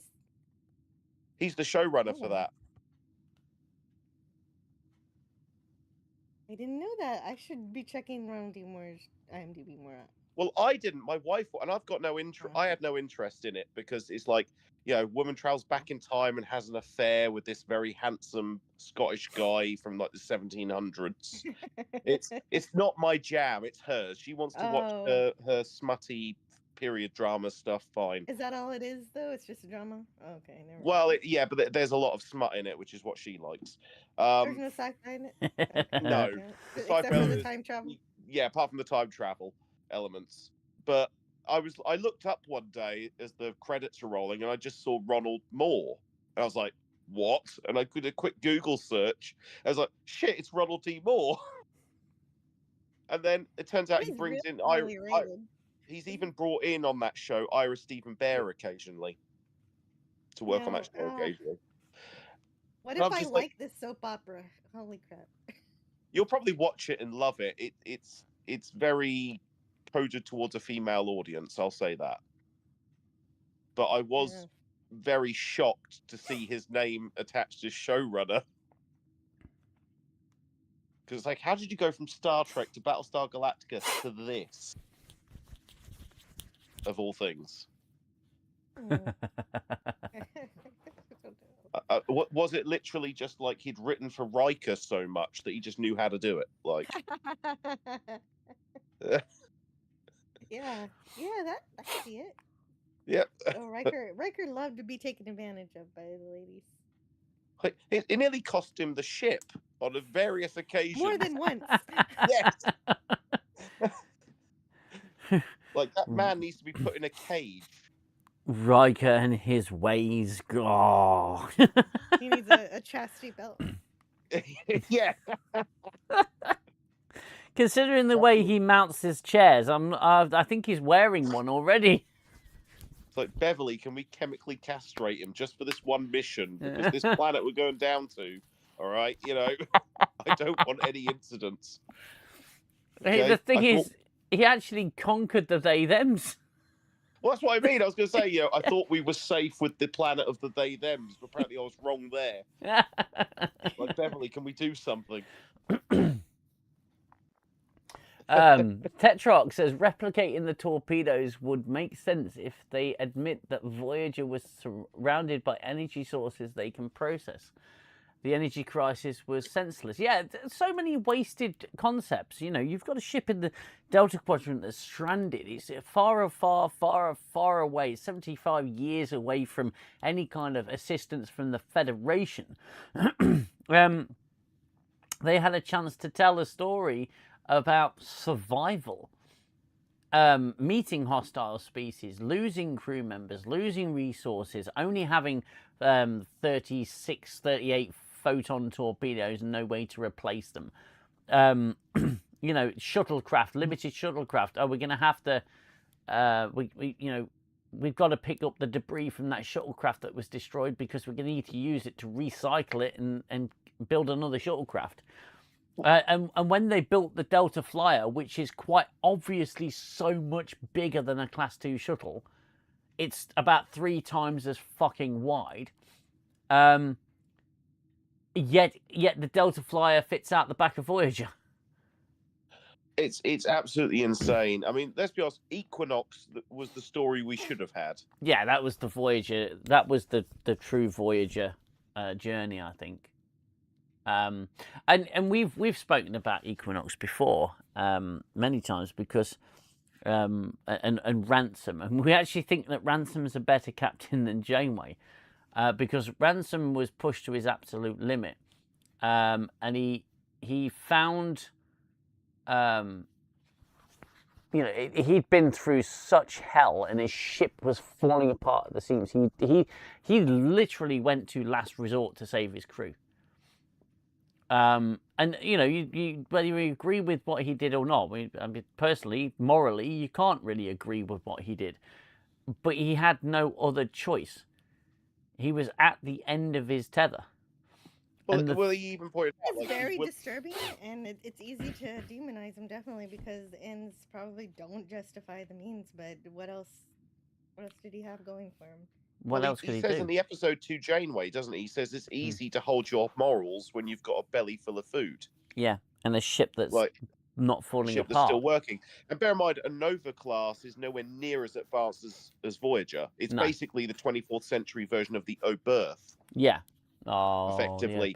It's a small ship with 8 deck, used for scouting and planetary surveys. That's it.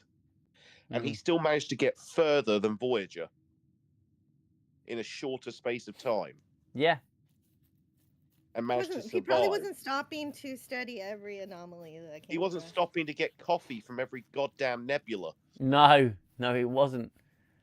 And you know, the thing is, they had such a rude awakening because the first week in the Delta Quadrant, he lost almost a third of his crew to they were called the Critonan Guard. It's like you're already limited. You're a science vessel. You've got limited weaponry, and you're facing a journey of at least 75 years because your ship isn't as fast as Voyager. You don't have your bioneural circuitry. You don't have your fucking advanced systems, and you've got to you're facing a really difficult journey. And your first week in the Delta Quadrant, you don't happen to slip across a black hole. You lose a third of your crew. He had the year of hell, but without the reset button. Yeah, exactly. Yeah, exactly. And I would have been so much more interested in an Equinox show. You know. Oh God, yeah. I mean, also the Ransoms was such a much more interesting character as well. Yeah. I mean, I would have liked it if. But it is still Star Trek, and you do have to have that sense of hope. So you can start off with them having to harvest these creatures, but the show would have to evolve to figure out how to stop doing that, because you can't have a Star Trek show that does that the entire time. Eventually he'd run out of those creatures, or he would not be able to achieve getting them anymore. Yeah. You know, he'd probably travel far beyond space where he could acquire them. So then he'd have to face a new problem, and maybe he'd have to adjust and come at it from a direction. Maybe he'd meet friendly species that would actually help him, or something like that. You know, even if, I mean, I guess my point would be, you maybe not even push him to that point, but an Equinox show where he's pushed to, further than the limits that Archer was pushed to in season 3. I think would have been a hell of a lot more interesting than Voyager. You know, the killing of the life forms was Voyager's narrative tool to compare and contrast. But I don't think vilifying Ransom was the way to go. I think essentially Voyager is the ivory tower. And Janeway sitting at the top of it going, naughty, naughty, you shouldn't have done that.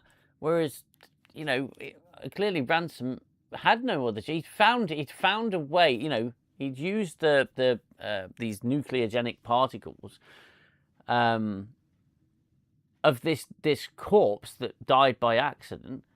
And suddenly he's got this energy source that's going to get his crew home. The desperation the man must have felt. And he was willing to accept the consequences when he returned to Federation space. Yeah, absolutely.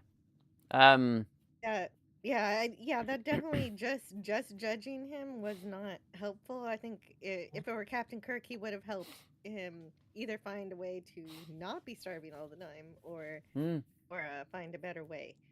And I think Kirk and Sisko would have been more accepting of the circumstances. Yeah, understanding, maybe not accepting, but understanding. Well, right, understanding. I mean, Picard, he'd probably take the same position as Janeway, of having some kind of uppity moral high ground. You, sir, should be ashamed of yourself. Yeah. You're French, who cares? And and then you've got Archer. Archer would probably be like, I've had I mean, let's be honest, by season 4, Archer's like done. He's like, yeah, I've had enough of this crap. I started off so happy-go-lucky, and now I'm just done with this. Well, they contrast it with the other captain, the Hernandez. Is it Hernandez? Yeah. Where he says, you just remind me of who I used to be before I woke up to the reality of what the galaxy is. You know, you're annoying. Go away. Yeah, I've seen some things, man, and some stuff. I wouldn't recommend it. I mean, I mean, to be fair, Archer. Okay, he went a little bit Jack Bauer on a few aliens, and he stranded Damar's distant cousin, 2 years from home. Yes. In all honesty, compared to what Ransom did, it's quite tame. But it would have been interesting to see more of the justifications, and more. I would have been interested in a short Equinox series, like a limited series. Yeah, you know, that chronicles what happened. Yeah. I would have liked the Equinox to survived. I'd be honest with you, and have that be a sometimes friend, sometimes enemy, like recurring thing in Voyager. Yeah, and to play off the different command styles, and okay, look, you know, we've sorted that out. We've made the space dolphins go away, and you've all said you're sorry and everything. You will both help each other, but we've both got separate journeys to make. Yeah, we can't abide or condone what you did, but we're here if you need us. But yeah, we can understand it. Yeah. And you know, we'll work together. If you've got any, that would have been really cool. Yeah. So you didn't even have to have another show. They would just show up from time to time. Yeah. I'd rather they showed up than the bloody Borg. I'll tell you. God, the Borg! I was so sick of the fucking Borg.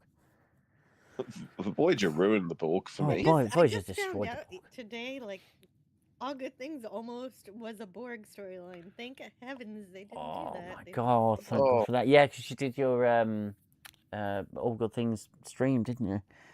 Oh my word! Very good. Yeah. I stuck it on for a bit. It's yeah, and I too like the way that Q says "goo." That's funny. Well, you did. If you entered late, that was Scotty. He gets a little more animated towards the end. Yeah. Goo.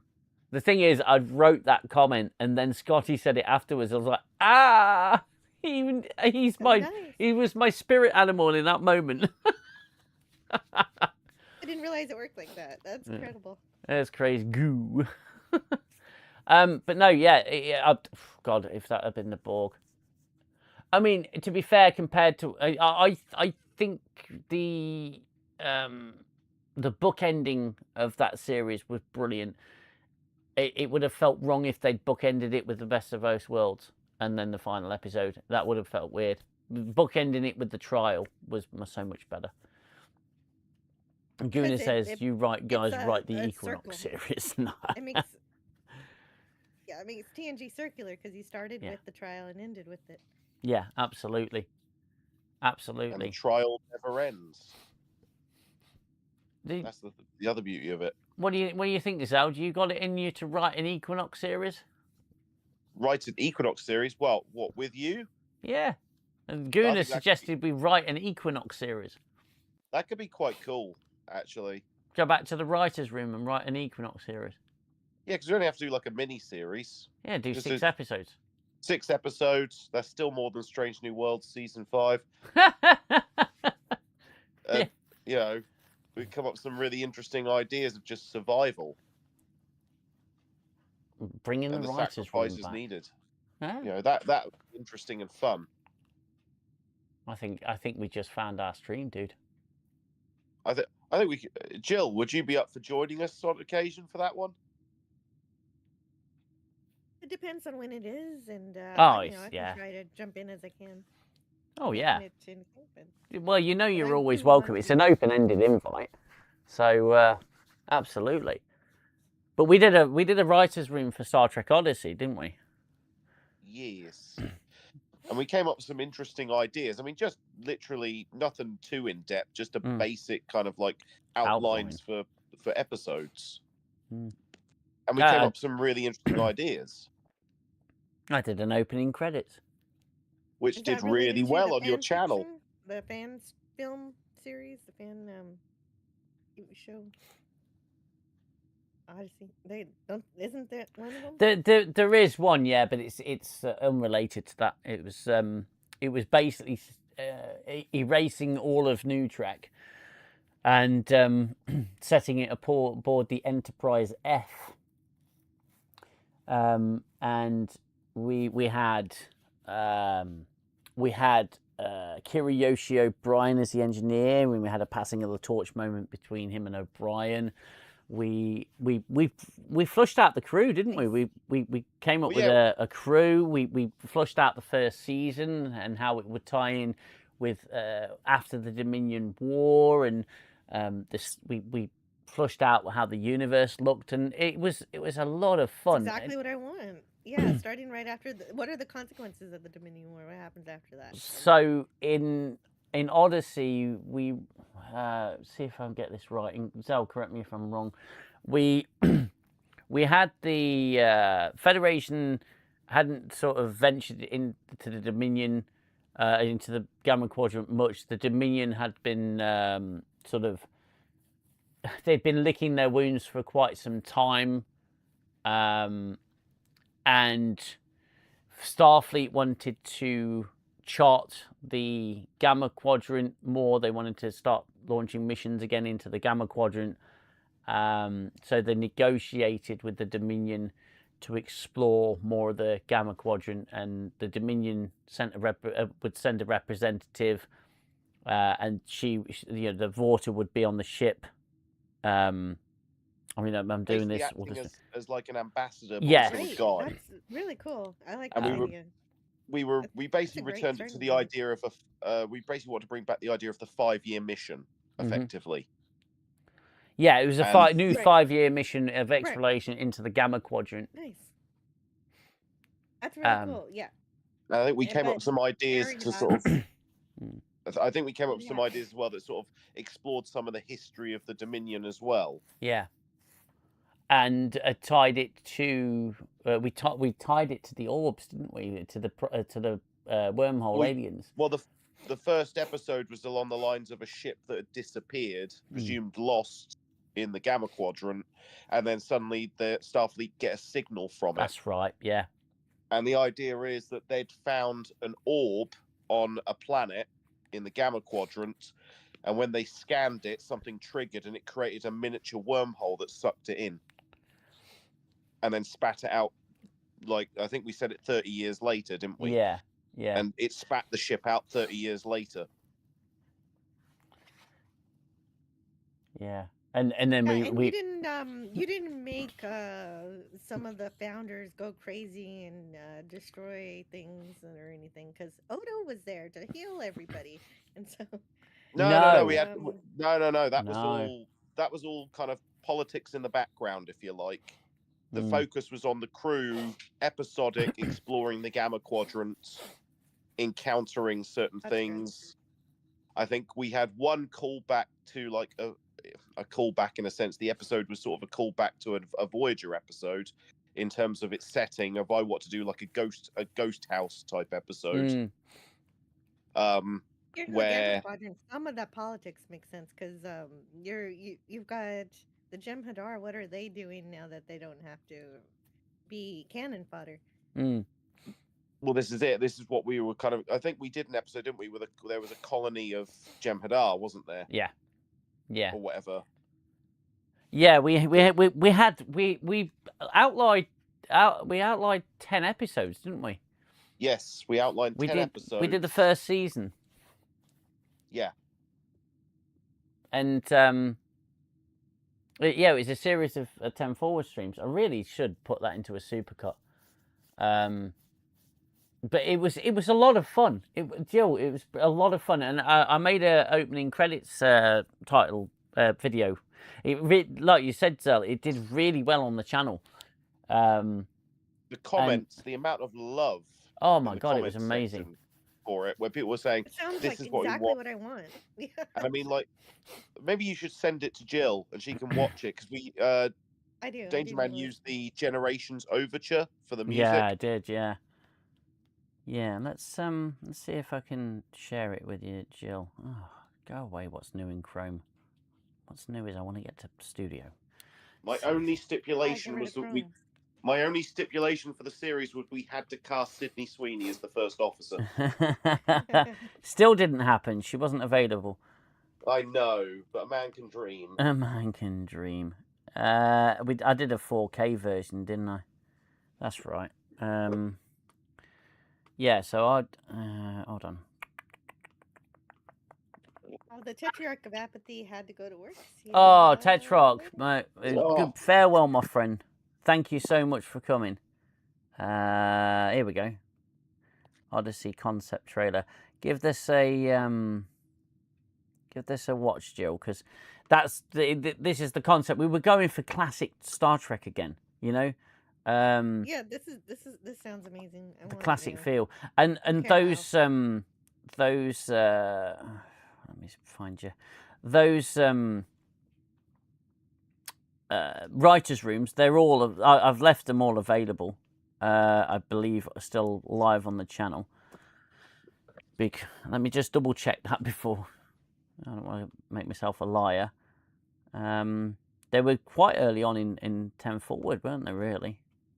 The old writers' rooms. Fairly early on. Yeah, we're going back now, back into the 70s, 60s, 50s. Bloody hell, it's going back. Odyssey writers' room, 42, so 42 streams ago. I believe the writers' rooms started in stream number 38. They have been privated, so I'll have to unprivate. Why did you? Oh, it's part of a larger politic behind the scenes. We'll explain it when we're off stream. Okay, it's nothing bad. It was a precautionary measure, but I'll see if I can put a supercut together and re-release it as a video of a constant writers' room stream. That'd be really good. It'd be like I think that would beat Mauler's 17-hour video. To be fair. Oh, wow. But what a watch that'd be. Jill could just do a whole review stream of it. Yeah. Wow. Just get Robert Meyer Burnett on to have a look. Oh God, yeah, have Robert Meyer Burnett. Bloody hell, love it. Get his opinion. Yeah, that would be phenomenal. I might do a supercut. Creativity. But Odyssey was fun to make. So yeah, I think we'd probably do pretty well with the Equinox series. But I'm going to have to end the stream, guys, because I've got to get stuff packed away. I too have I want to get an early start in the morning. It's been an absolute pleasure, Jill, to have you on. Thank you so much for joining. You're welcome. It was a pleasure to be able to make it here today. Yeah, absolutely fantastic, and must do it again. And you guys out there watching the stream and commenting, thank you so much for joining. Thank you so much for being here. Thanks, Xell, for coming back after all this time. It's been great to have a chat with you again. And we will do that stream. I think we'd better go for it. But thank you so much for inviting me back in. You're more than welcome, my friend. It's so great to have you back. And yeah, check out that trailer, Jill. Please let me know your thoughts. It'd be nice to get another Trekkie's opinion on it as well. And I'm interested in the 17 hours even more so. I'll see what I can put together. Do you have? You have shorter cuts of it, or is it just? I may have to cut it up. Yeah. Yeah. For sure. But yeah, Cool, we have you. we have all the outliner still and everything. It's all still on a Google Drive. So yeah, well, I'll sort something out in the next couple of weeks and hopefully get that together. But okay, so until next time, guys, you look after yourselves. You look after one another. Thank you to everyone. Thank you to the guests who have come on. Thank you. Love you all. And I will catch you on the flip side. Look after yourselves. Look after one another. Take care. Bye-bye for now.